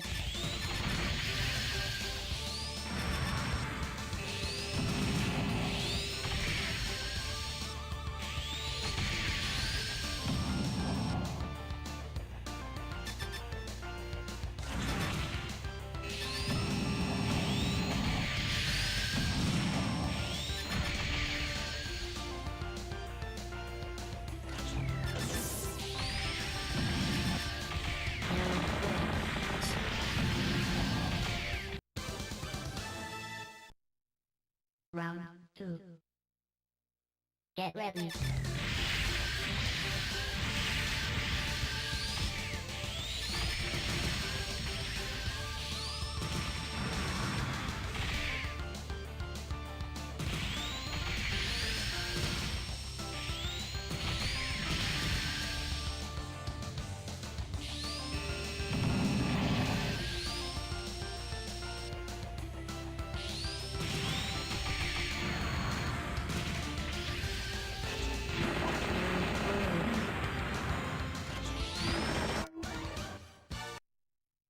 Round 3.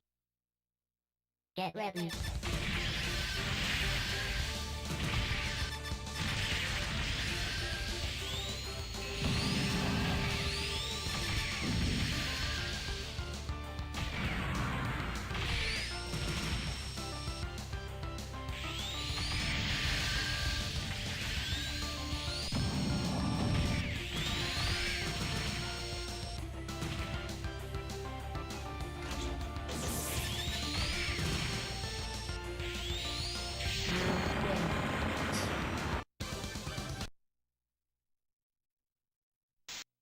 Second area.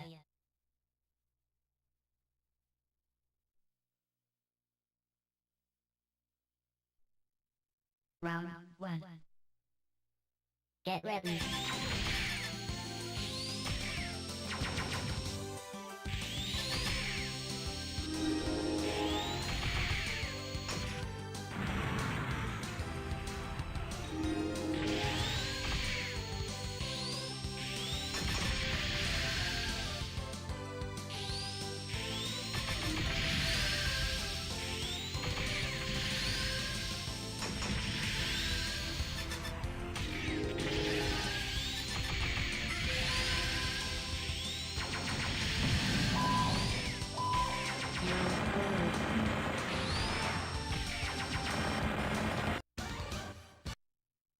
Round 2.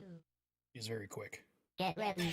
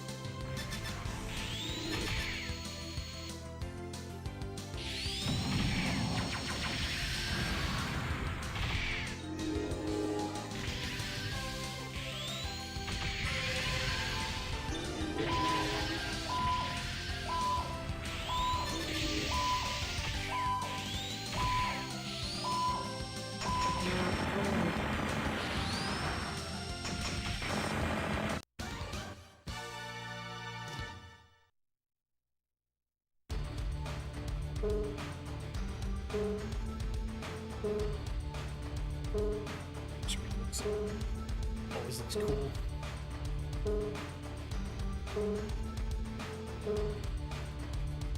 Game over.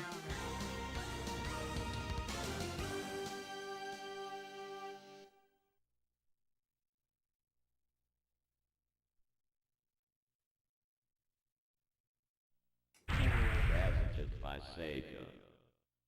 That's gonna do it. Stream.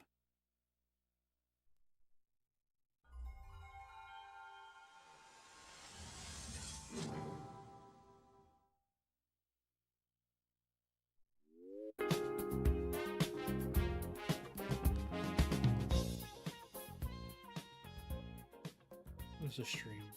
Right.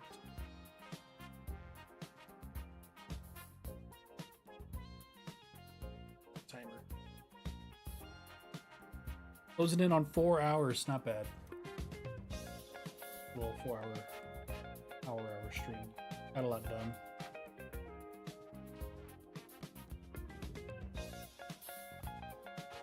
Yeah, that's gonna do it for me. Thank y'all for watching. I'll be doing this again hopefully very soon because I got some more games I need to play on stream. So thank y'all for watching. I'll catch you next time.